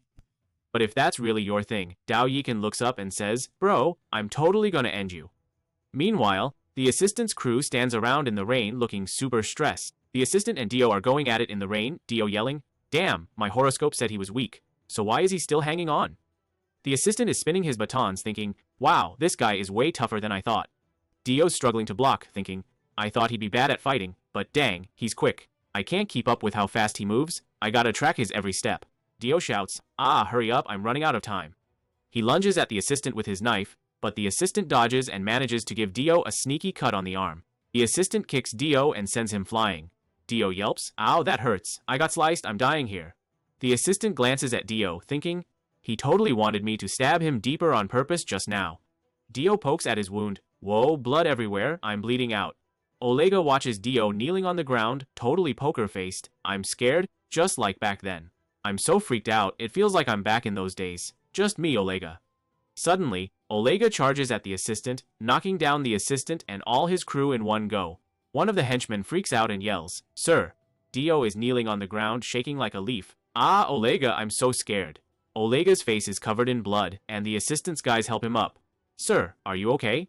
The assistant coughs up a mouthful of blood. "Hey, I'm fine. I tried to block it, but my right arm and a couple ribs still snapped. Everyone, run for it. Strategy squad, get ready to throw down. Are you underestimating us? Stand up and fight. If we can't hold them here, the boss is in danger." The assistant's mouth bled. "Let's go. Everyone needs to land a hit." They charged at Olega, but he knocked them down easily. The assistant was covered in blood, eyes determined. He thinks to himself, "No way we're winning this. There's zero chance we're getting out alive. Knowing this, will you still go? If this keeps up, everyone's gonna get wrecked." The assistant thinks to himself, "If I let them through, that blade's heading straight for President Che Shi-hee. Since I already saved his buddy, he can totally handle the rest, right?" The assistant turns his back to his team, like, "Obviously I'm not dumping all the pressure on you guys, so chill. So their sacrifice won't be for nothing, and so that blade never touches the boss, I'll do my part too." Just like the files said, he only uses his legs. Those things are basically built for kicking butt. He totally wasn't planning to deal with Oren. The assistant dashed at Dio, stomping hard and spinning around like he's on a dance floor. The assistant thinks to himself, "Wow, my body feels lighter than ever. Guess it's that end of the world energy kicking in. My moves are like in my prime. If it's now, I can totally pull it off." He spins back around and lands a solid kick right on Olega's chin. He grabbed Olega's wrist and stabbed him. The assistant spat blood, punched Olega. He pulled out a tuft of Olega's hair. Olega spat blood. He remembers the boss lying on the ground and tells him, "Keep living." The boss's brace snaps on the floor, his eyes all blank, like, "I couldn't even protect the company or my dad. Do I not even get the right to die?" The assistant lies on the ground. "Just keep living." He sighs and takes it back. The boss says, "I don't deserve to stand, but I'm still gonna get up." The assistant's tears flow. "You're blocking my way, I can't even die if I want to." "Well, if you can't die, then just keep living." The boss reaches out and goes, "Come on, wipe those tears away." A hand gently wipes away the tears at the corner of the assistant's eyes. Olega knocks out all of the assistant's crew, and the assistant just lies there on the ground, blood trickling from his mouth. He smiled, his hand weakly hanging down. The assistant thought, "If I had fought with my life back then, I could have protected my big brother. The cost of failing to protect the company should be mine, not my brother's." The assistant charged at Olega, "Do your best, there's no tomorrow anyway." Olega stepped on the assistant's knife. The assistant tightly gripped the handle. "So I've no regrets." The assistant kicked Olega, a blue light flashed, and the assistant's head was cleanly cut off. On the rainy night, Olga grinned. "All right, leave the rest to me. Let's go, we've already lost that Dio guy." Dio grumbled, "Chi, if you'd helped sooner, we wouldn't be in this mess." Then he added, "Hold up before we head back, I've still got a score to settle with that bitch." There was a flash of menace in his eyes. The president sat on the edge of his bed, thunder and lightning going wild outside, as he reached for his glasses. "That's weird, something's off." He put on his glasses and suddenly his eyes went wide. "Nope, something's definitely off," he thought. Out in the rain, two figures dashed towards each other. Dao Yikan went for a high kick, and Che Shiho just casually blocked it with his arm. Che Shiho's eyes glowed red as he spun around and kicked Dao Yikan in the gut. The tattoo on Che Shiho's neck peeked out. Dao Yikan swung his knife down, but Che Shiho blocked it with his own blade. The knives clashed, and Dao Yikan's sweeping kick was dodged. He immediately lunged at Che Shiho with his knife, but Che Shiho just grabbed him by the wrist. Dao Yikan tried to attack with his other hand, but Che Shiho blocked it again. All of Dao Yikan's attacks got shrugged off by Che Shiho's stubborn moves. Che Shiho landed a punch on Dao Yikan's face, making him stagger back. His eyes flashed red. "Whoa, Dao Yikan, he's gotten way stronger than before." Dao Yikan tightened his grip on the knife. "Alright, enough testing the waters." The two of them charged at each other again, blades clashing like crazy. Che Shiho swung his knife at Dao Yikan, but Dao Yikan leaned back Matrix style to dodge it. He even managed to parry Che Shiho's follow-up attack. Che Shiho seized the moment to grab Dao Yikan's wrist. The two wrestled, and Che Shiho landed a savage kick right on Dao Yikan's cheek. Che Shiho looked down at him, eyes glowing red. Dao Yikan got kicked and slid back, spitting out a mouthful of bloody foam. Dao Yikan dropped to one knee, hand on the ground. "Ugh, what do I even do now? Seriously, this was not how things were supposed to go, what the heck?" He got up with a grin at the corner of his mouth. "This might actually be fun." He wiped the blood from his lips and said, "Alright, let's keep going." Red and blue lights flashed, and a guy hit the ground hard. Wen Kai was chilling on the porch, watching the live stream on his phone. Alright, let's keep it rolling. Dao Yikin's voice came from the phone, with non-stop fighting noises in the background. Wen Kai listened, looking thoughtful like, this doesn't sound right. Next to him, Kamigami Shin was stretching and chimed in. I didn't smell a thing. Wen Kai put down his phone. Never mind. Shin, keep stretching. If you want to beat Che Shiho, you gotta be ready. Kamigami Shin paused and said, alright. Wen Kai thought, with his obsession over Che Shiho, I honestly have no idea what wild stuff he might pull. Wen Kai gave a little grin. When he's not around, I should probably update dead face. How's Dao Yikin doing over there? There's a phone on the ground, screen totally shattered. Dao Yikin's expression turned serious, gesturing to Che Shiho. I've been eavesdropped on. Che Shiho's eyes glowed red. Wen Kai hacked my phone. Dao Yikin raised his hand to signal. Your phone might be hacked too. Let's ditch our phones before we talk. Che Shiho stood in front of him. I tossed mine before I even got here. I've seen enough of your skills. Spill why you called me here. Dao Yikin touched his chin. You're stronger than last time. I thought I'd be stronger now. Honestly, I didn't expect you to really show up. If this is a trap, what's your plan? Dao Yikin shrugged. Well, if it were, you wouldn't have bothered to swing by my place to warn me. He added, and you even did it in Korean. Dao Yikin gave a sly little smile. Whoa, guess I need to rethink this. He totally beat the hound's expectations of what he could do. Dao Yikin thought, well, that actually makes things a lot easier. If I wasn't sure, my plan was to just play dumb and then, take him out.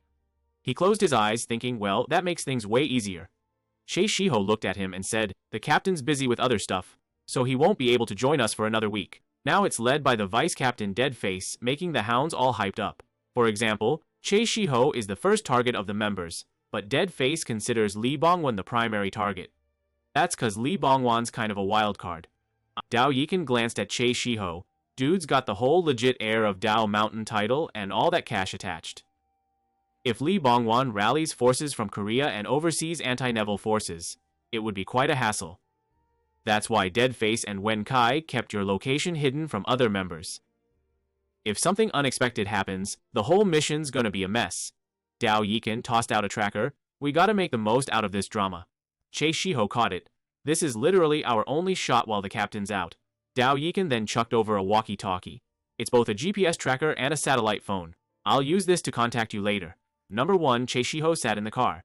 The tracker's locked onto Shin and Orca's locations. Dio is heading to Orca's side. I can't tag others because they'll catch on soon.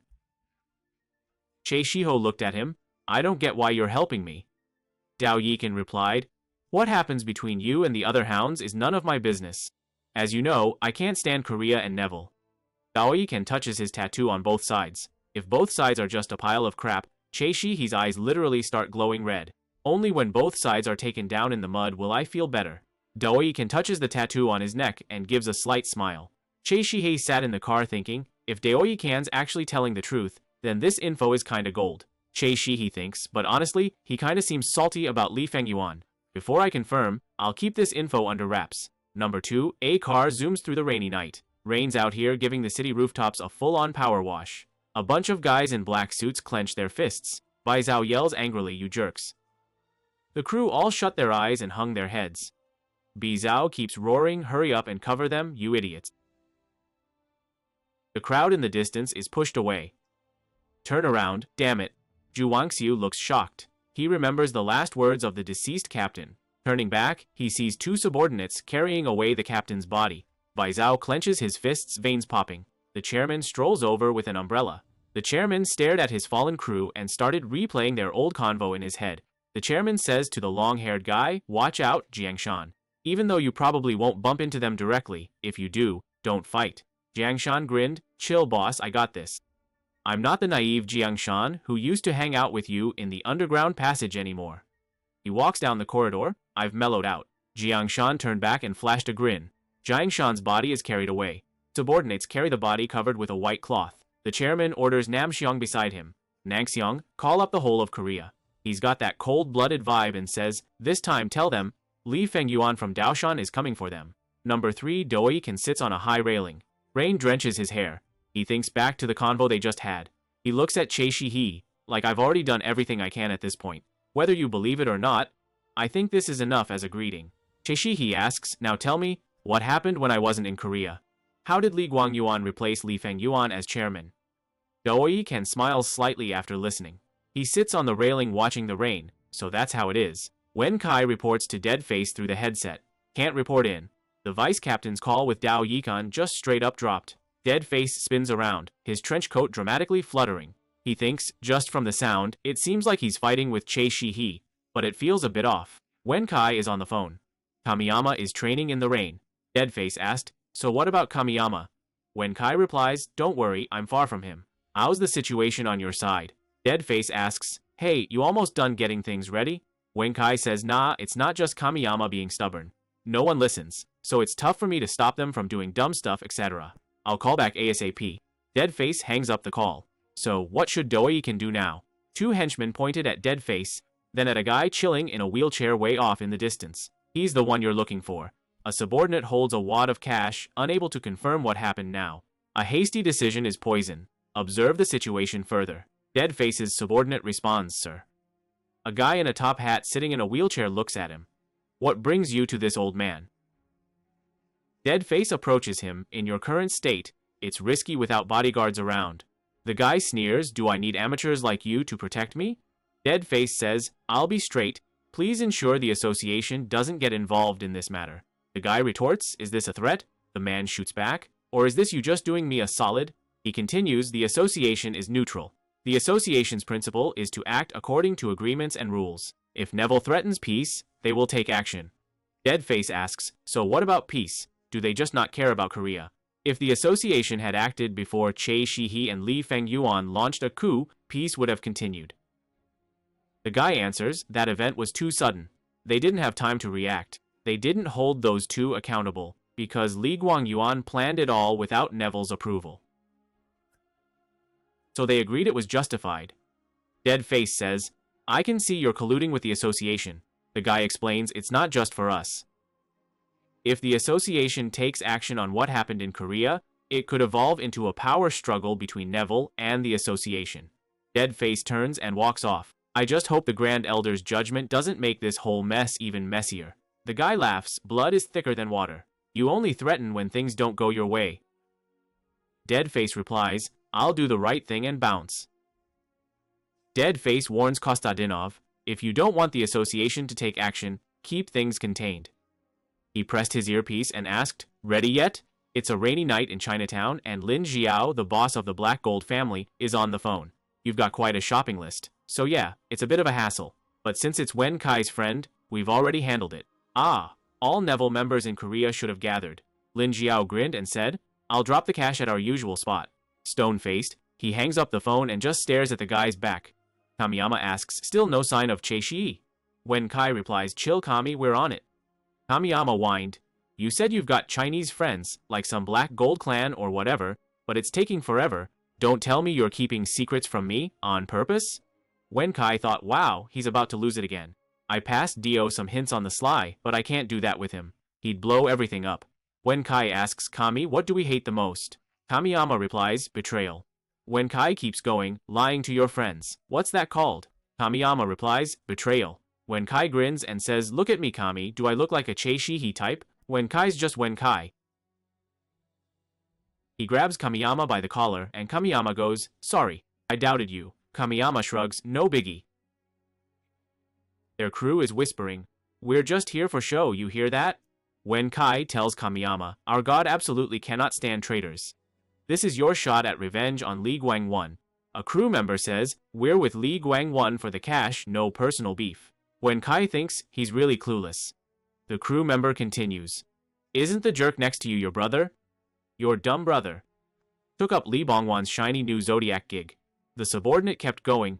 Thanks to him, everything's a bigger mess now. Get it yet? At this rate, he'll be our target. Kamiyama grins and says, you think we're fools trying to make us do dirty work for free? The crew member stands up. If that's all, I'm out. He turns to leave. Kamiyama grabs his hand. Don't go. The crew member orders, let go. Kamiyama stares at him. Don't go. He grips the crew member's wrist tightly. The underling yelped, what the hell? Kamiyama socked him so hard he went flying and slammed right into the wall. He pulled out a knife, yelling, asshole. Kamiyama just socked him in the stomach, and the guy hit the floor. Other crew members watch in shock. Kamiyama clenches his fist, his expression cold. I hate disloyal people. He kicks another crew member, sending him flying, and he lands heavily in the rain. What the heck? Kamiyama's standing right in front of him, and two guys with weapons are stepping up. Are you gonna pull it out or nah? Kamiyama has his back to them, showing off the tattoo on his arm. Wenkai said, if you pull it out now, it'll be super embarrassing for me, but honestly, great news for him. On the flip side, if you back down now, it's great for me, but honestly, kind of embarrassing for him. So which one's it gonna be? The guys start second-guessing themselves. Kamiyama cracks a tiny grin, one henchman mutters curses under his breath, and another one yells, spineless loser. He swings his knife at Kamiyama, but Kamiyama grabs his wrist, and the two start a wrestling match. Kamiyama just straight up stabs him in the gut, and the guy lets out a scream, collapsing in agony. Kamiyama laughs and says, an average person can take 3 or 4 hits, how long can you last? He swings the knife again, blood splattering. Several crew members watch in horror. Wenkai tells them, back to the point, we're short on manpower. We hope you can share some of the work. He looks at the suited crew member, you're the strongest in Korea, right? Wenkai sits on the table, blood splattering behind him. The crew members watch him nervously. Wenkai fiddles with his hair, smiling, let's borrow your hands for a bit. Kamiyama wipes his hair. Wenkai continues on the phone. Lin Xiao asks Wenkai on the phone, what exactly did you do? Li Fengyuan's already making moves. Wenkai asks, wait, what do you mean? Lin Xiao explains, the mountain snake Han Jiangshan is dead, and apparently your not-so-pretty friend messed with the body and caused all this. Wenkai said, oh, that guy with the man bun. Lin Xiao replied, yeah, the man bun guy was basically the glue holding Li Bongwan's crew together. Without him, the Li Bongwan we see today might not exist. Because of this, Li Bongwan issued a nationwide call, and those who remember Han Jiangshan will come to him. What is actually going on in your head? Wenkai thinks, well, I'm just Wenkai, and says to Lin Xiao, I'll call you back in a bit. He hangs up, still surprised, like wow, I didn't expect him to be that kind of big shot. Wenkai mutters to himself, this is a mess, seriously. That jerk Dio, I told him not to go too far. Wenkai looks at Kamiyama, so vulgar. Kamiyama looks at him puzzled. Wenkai calls C. Vice Captain Lian, I feel something's off. A bouquet of white chrysanthemums is placed on the ground. A man lies on the ground, his hand weakly hanging down. The chairman walks to the funeral hall, his crew standing behind him. He bows to the deceased crew member. The funeral hall is filled with flowers. The boss stands up and one of the guys reports, sir, everyone's here. The boss sits back down with his crew standing behind him. He says, this matter is related to Neville, so the number of people we can gather is limited. Nice work, everyone still looks full of life. Zhao Junyong, the previous generation's Zodiac Rabbit, asks, so it's just the two of us Zodiacs left. They have no loyalty. Han Jiangshan did us so many favors, but the old-school Zodiac Tiger Jin Zhengxi said they're totally freaked out. If my big bro was still around, they'd have gotten smacked and dragged here already. Zhao Junyong snapped, whatever, I'm done with those jerks. I'm cutting them off for good. Jin Zhengxi said, war's really not my thing, but I can't just let them mess with Jiangshan's body and walk away like nothing happened. I'm a young master too, probably just as clueless. Bizao said, I thought he totally lost it after that whole thing, but now it looks like he's back to normal. The chairman told everyone, I guess you've all heard the details. We're pretty much toast. Our opponent is Neville. If you're not ready for this, now's your chance to dip. The president remembered how Jiangshan used to get him back on his feet, so he straightened up and tried to stand on his own 2 legs. The chairman announced, Jiangshan is dead. We're not much different from him, so ditch any easy death fantasies. Bai Zhao was like, I'm not closing my eyes for peace either. The chairman gave them a firm look. Deadface and Dao Yikan were strolling through the woods. Deadface told Wenkai to report on Li Fengyuan's moves. Wenkai replied, just like the intel said, Li Fengyuan is heading our way. I think he's already super close to you and Orca. Meanwhile, 2 guys are busy praying in the church. Wenkai said, I trust Li Fengyuan and he definitely knows where we are. Right then, Bizao yelled at his crew, move it. We have to catch them before it's too late. Meanwhile, Che Shihi was chilling in the car when a lackey reported to Deadface. Black Gold thinks Che Shihi is on the move too. The vice captain was acting kinda sus, and the GPS was just showing the route. Dao Yikan thought to himself, looks like they've totally figured us out. When Kai said on the phone, Che Shihi might be heading your way. Deadface said, just chill at the base, we'll swing by when we're done here. Dao Yikan replied, we're already at the base. When Kai and Kamiyama were hanging out in the church, Kamiyama had his face covered with a book. Deadface ordered, "This looks sketchy, hold tight, we'll be there soon." Deadface scanned the crowd, it was packed. Deadface said, "Ye can go charge. Let me warn you, nope, not happening." Third time's the charm, but Dao Yikan just went totally silent. Bai Zhao shot him a look, then yelled at his crew, "Positions, people." His squad whipped out their weapons, all hyped and ready to throw down. Bai Zhao said, "Don't freak out, I've got you covered." He grabbed a hammer and charged straight at Deadface, and the two started throwing hands. Bai Zhao gets knocked back, but he's gripping that hammer like it's his emotional support weapon. Deadface looked at him and said, "Gotta say, I dig your fighting spirit." Meanwhile, Dio and Olga were already brawling it out in the church. A goon gets yeeted by Olga, and Dio blurts out, "Shit." Dio shouts at Olga, totally pissed, "Olga, are you out of your mind? Because we were going to church, so you left your weapons at home. How many freaking times have you pulled this stunt?" Olga's guys circled him with knives. A subordinate kicked Olga, blood splattered. Olga got stabbed. The new Zodiac crew, Jin Zunyu and Mak Xianyu, started brawling with Olga. Jingsun charged at them, like, "Alright, let's stick to the plan." But then he got smacked down by Olga, and the others jumped in to grab Olga. "Hold him tight, I'm not letting go." A guy in a headscarf shouted, "Hang in there just a bit more." He got knocked down. Olga shook off the hold and yeeted two guys out of the way. A subordinate got kicked down. Olga grabbed a guy by the neck, and the dude was literally struggling to breathe. Jin Sun blurted out, "Ha ha." Olga got squished under the cross while his crew were all KO'd. Olga stood alone. A man walked into the church. "Move aside."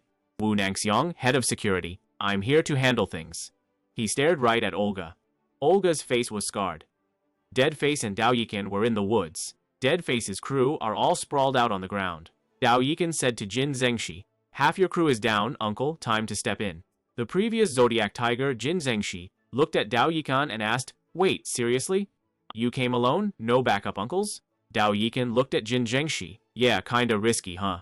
Jin Zhengxi lunged at Dao Yikan, and the two started brawling. Dao Yikan caught his arm. The old-school Zodiac rabbit Zhao Junyong said, "Dao Yikan, stop now, if this keeps up I can't let you go." Dao Yikan said, "We want you to live, at least for the chairman." He kicked Jin Zhengxi away, they fought fiercely. Dao Yikan knocked Jin Zhengxi down, Zhao Junyong shouted, "Dao Yikan." Dao Yikan kicked him, blood splattered. Dao Yikan grabbed his arm, slammed him to the ground. Dao Yikan socked him right in the face, and Jin Zhengxi hit the floor.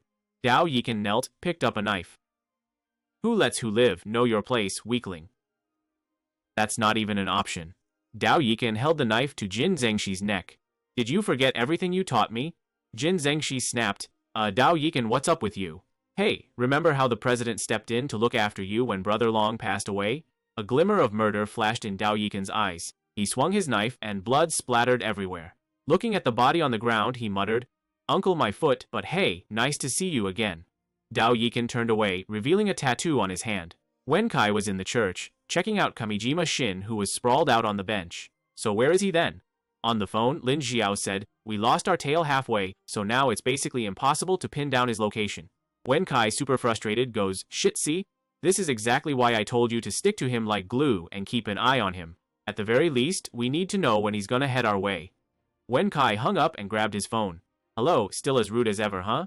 He glanced at the sleeping Kamijima Shin. Bai Zhao and Deadface were gearing up for a showdown. Che Shi, he's driving, and that smug face of his? I swear, one day I'm gonna stomp it flat. Kamijima Shin is sprawled out on the bench, trying to nap with a book over his face. A subordinate said to the boss, "Boss, the managers and chiefs have started the attack just like we planned." The boss replied, "Alright, now it's all up to them. If you don't count Che Shi, then he, Bai Zhao, and Nangxiong are basically the top assassins in Korea." Deadface and Bai Zhao are chasing each other around in the woods. Bai Zhao swung a hammer, but Deadface dodged it. Bai Zhao thought, "He's a tad faster than me, this jerk."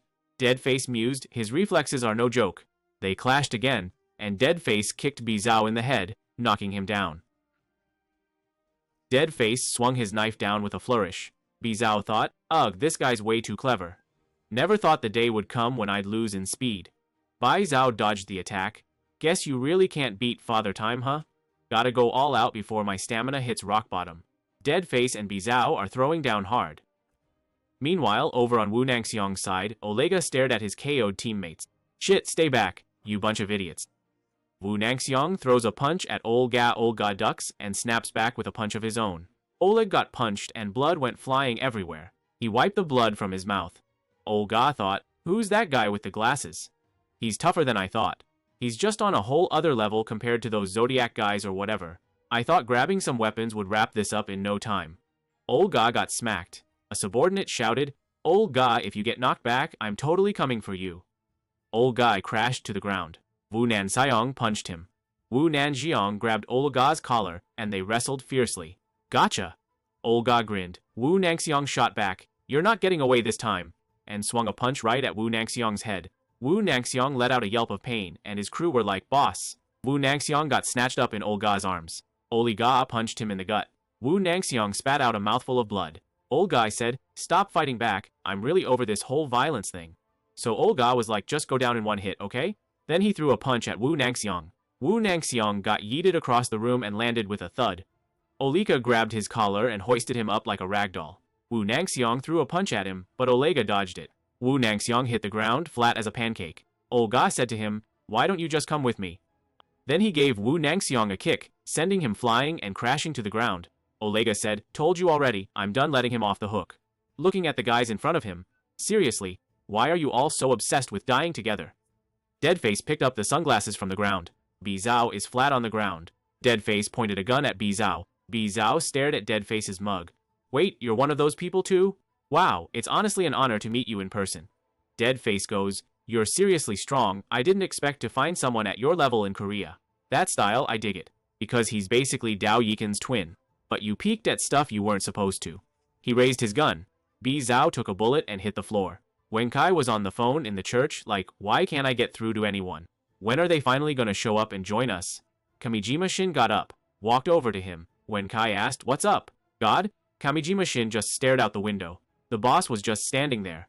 He thought to himself, wow, the top guys got beaten even faster than I expected. Now that it's come to this, I hope things get sorted fast on that side. Wenkai looked at Kamijima Shin. We old folks can't stall much longer, but for you, it might be enough. Kamijima Shin smiled. I'm shameless, but I'll lean on you again. Cheishi he walked slowly, eyes glowing red, looking serious.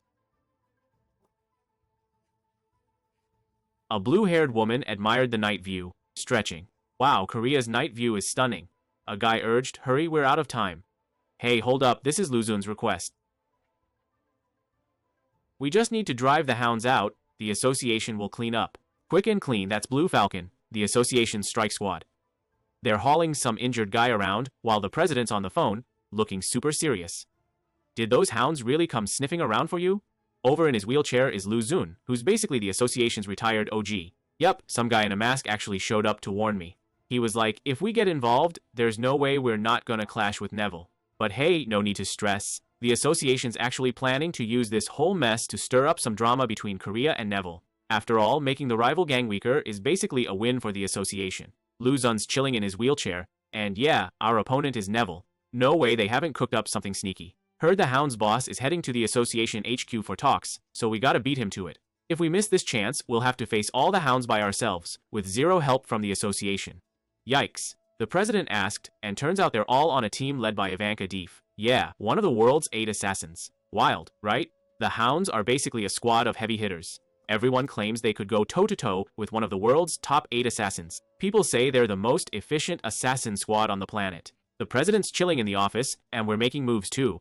Just in case things go sideways. Lu Zun stares out the window like, no question, they're crazy skilled killers. But hey, we've got Chei Shihi on our side. Kamiyama Shin is just standing there in the office, while Wen Kai's eyeing his teammates sprawled all over the floor. They knew exactly where we were and launched an attack. Wen Kai thought, wow, all my teammates basically got ambushed at the same time. Yep, just like I was worried about, totally called it. Wen Kai kept going. Yi Chan totally stabbed us in the back. Kamiyama Shin said, Wen Kai, step back. Fighting's not really your thing. Wen Kai put a hand on Kamiyama Shin's shoulder and said, here, take this. Kamiyama Shin looks up at Wen Kai, like, alright then. Chei Shihi's eyes flash red, and he starts reminiscing. Young Chei Shihi and Kamiyama Shin chilling together. Wait, has it seriously been 9 years? We grew up together. I could spot that stance anywhere. Kamiyama Shin, he's way stronger than the last time I saw him. Kamiyama Shin cracks his fingers, getting ready to throw down. Chei Shihi, let's catch up with our fists. Chei Shihi looks super serious like we've got stuff to do. When Kai's thinking, I can't believe he's actually this gutsy. We're deep in the mountains, so no weapon restrictions. Plus, his pals could pop up anytime. Is he really that confident he can take on 2 people by himself? Che-shi just charged in, gun in one hand, knife in the other. He did a sideswipe dive and fired at the same time. Bam, Kamiyama Shin got hit and went down. Wen Kai fires back too, but Che-shi he dodges the bullets like it's just another Tuesday. He fired again and bam, the bullet hit Wen Kai right in the head. Wen Kai toppled backwards and crashed to the ground, clutching his chest like he just got jump-scared IRL. He groans in pain. Wait, am I actually just holding him back? Che-shi, he stands there while the magazine plops to the ground. He swapped in a fresh mag, and with you guys here, I can finally have a real fight for once. A fight that'll finally snap me out of it. Kamiyama Shin glanced at Che-shi. His aim was, as always, scary accurate. I gotta get in closer. He grabs a bench and chucks it at Che-shi. Then Kamiyama Shin ducks under the bench and charges straight at him. Che-shi thinks, as expected, he's trying to lure me into close combat. He fires, but the trees are too thin. Kamiyama Shin dodges the bullets and charges straight at Che-shi. Che-shi kicks the bench away. Kamiyama Shin blocks bullets with his gun. They go hand to hand, Che-shi's eyes shooting lasers. Kamiyama Shin gets shot and drops to the ground, while Che-shi's eyes glint with a dramatic red glow. He blocks Kamiyama Shin's gun with a knife. Kamiyama Shin fires. Che-shi. He blocked the bullet with his knife, but Kamiyama Shin still got hit, blood flying everywhere. Che-shi grabs his hand. Kamiyama Shin's gun gets hit. Blood flows from his abdomen. Kamiyama Shin's eyes flash red. He fires again, but Che-shi blocks the bullet with his knife like it's just another Tuesday. Che-shi lands a kick right on Kamiyama Shin's leg and sends him straight to the floor. Che-shi pressed the gun to his neck. Che-shi looks at him. Kamiyama Shin groans. Kamiyama Shin kneels, holding a gun, looking at Che-shi. Che-shi says, Kamiyama Shin, that's not your strength, draw your sword.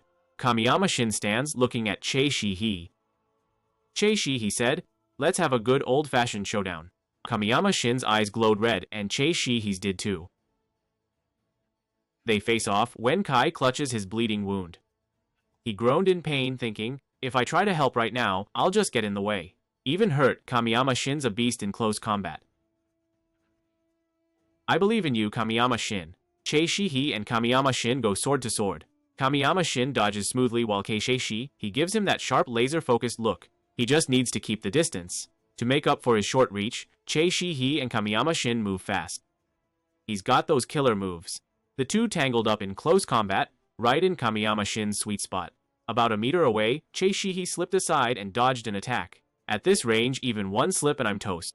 Kamiyama Shin sizes up Che-shi. Che-shi blocks attacks, dodging fatal blows. Well, if that's how it is, Kamiyama Shin just goes for it with a swing of his sword. Maybe I should turn it up a notch.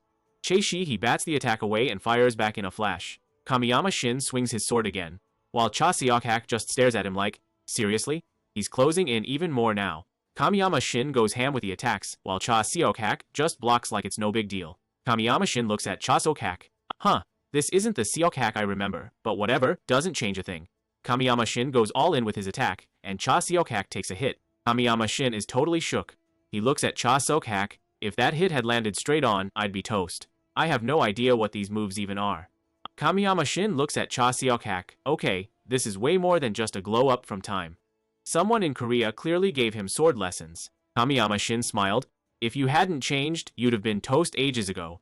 But hey, this is fun too. You and I, we spent our whole childhood in a cold warehouse. We were orphans sold to conflict zones, raised as expendable assets of war. In that dark warehouse, we somehow learned how to kill before we even learned how to read.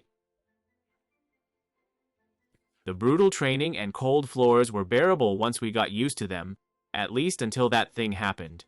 In his memories, he heard the painful groans of children. I'm so hungry, so hungry. Young Kamiyama Shin hugged his knees, realizing the adults hadn't come for weeks. What the heck is even going on outside this warehouse?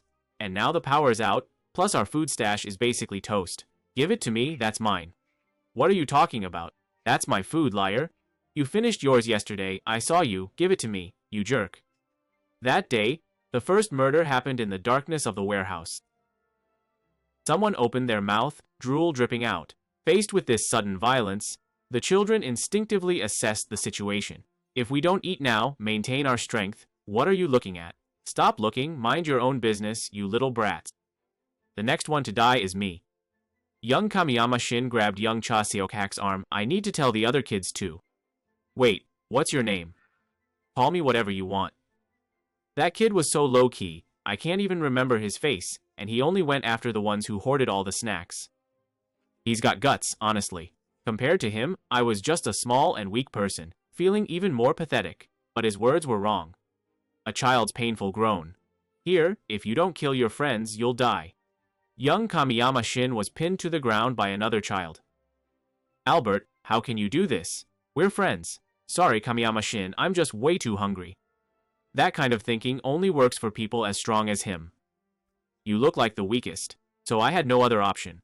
Everyone else was scary anyway, so it wasn't my wimpy friend's fault. He didn't really have a choice either.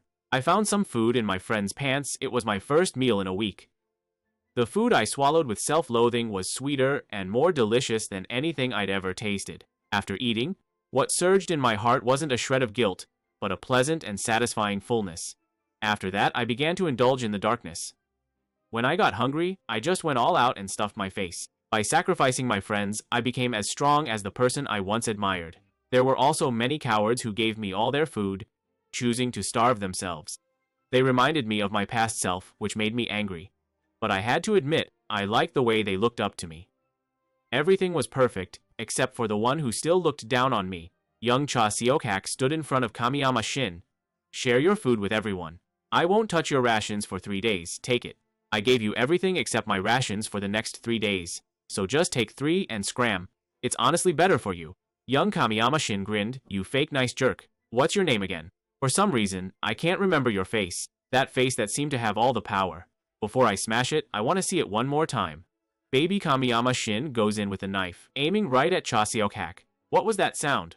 Is that coming from the door? The warehouse door swings open, and bam, blinding light floods in. The silhouettes of several soldiers appeared at the door. What's this? They look like teenagers. Looks like they were kidnapped and locked up here. Seems like the terrorists abandoned them when our airstrike began. How long have these kids been stuck here anyway? Hey, you two over there, what happened here? Wait, now I remember a face I've seen since I was little. Someone who always hid in the shadows, living like a shadow. The child I considered insignificant, the one I admired so much in the dark, was Cha Seok-hak. Cha Seok-hak's expression was cold. Ever since that day, I've been wondering if the rescue had come a moment later, standing side by side, who among us would have survived? Today I must find the answer. The question born that day, Kamiyama Shin charged forward. The sound of bones cracking, Kamiyama Shin screamed in pain. Cha Seok-hak slammed Kamiyama Shin to the ground.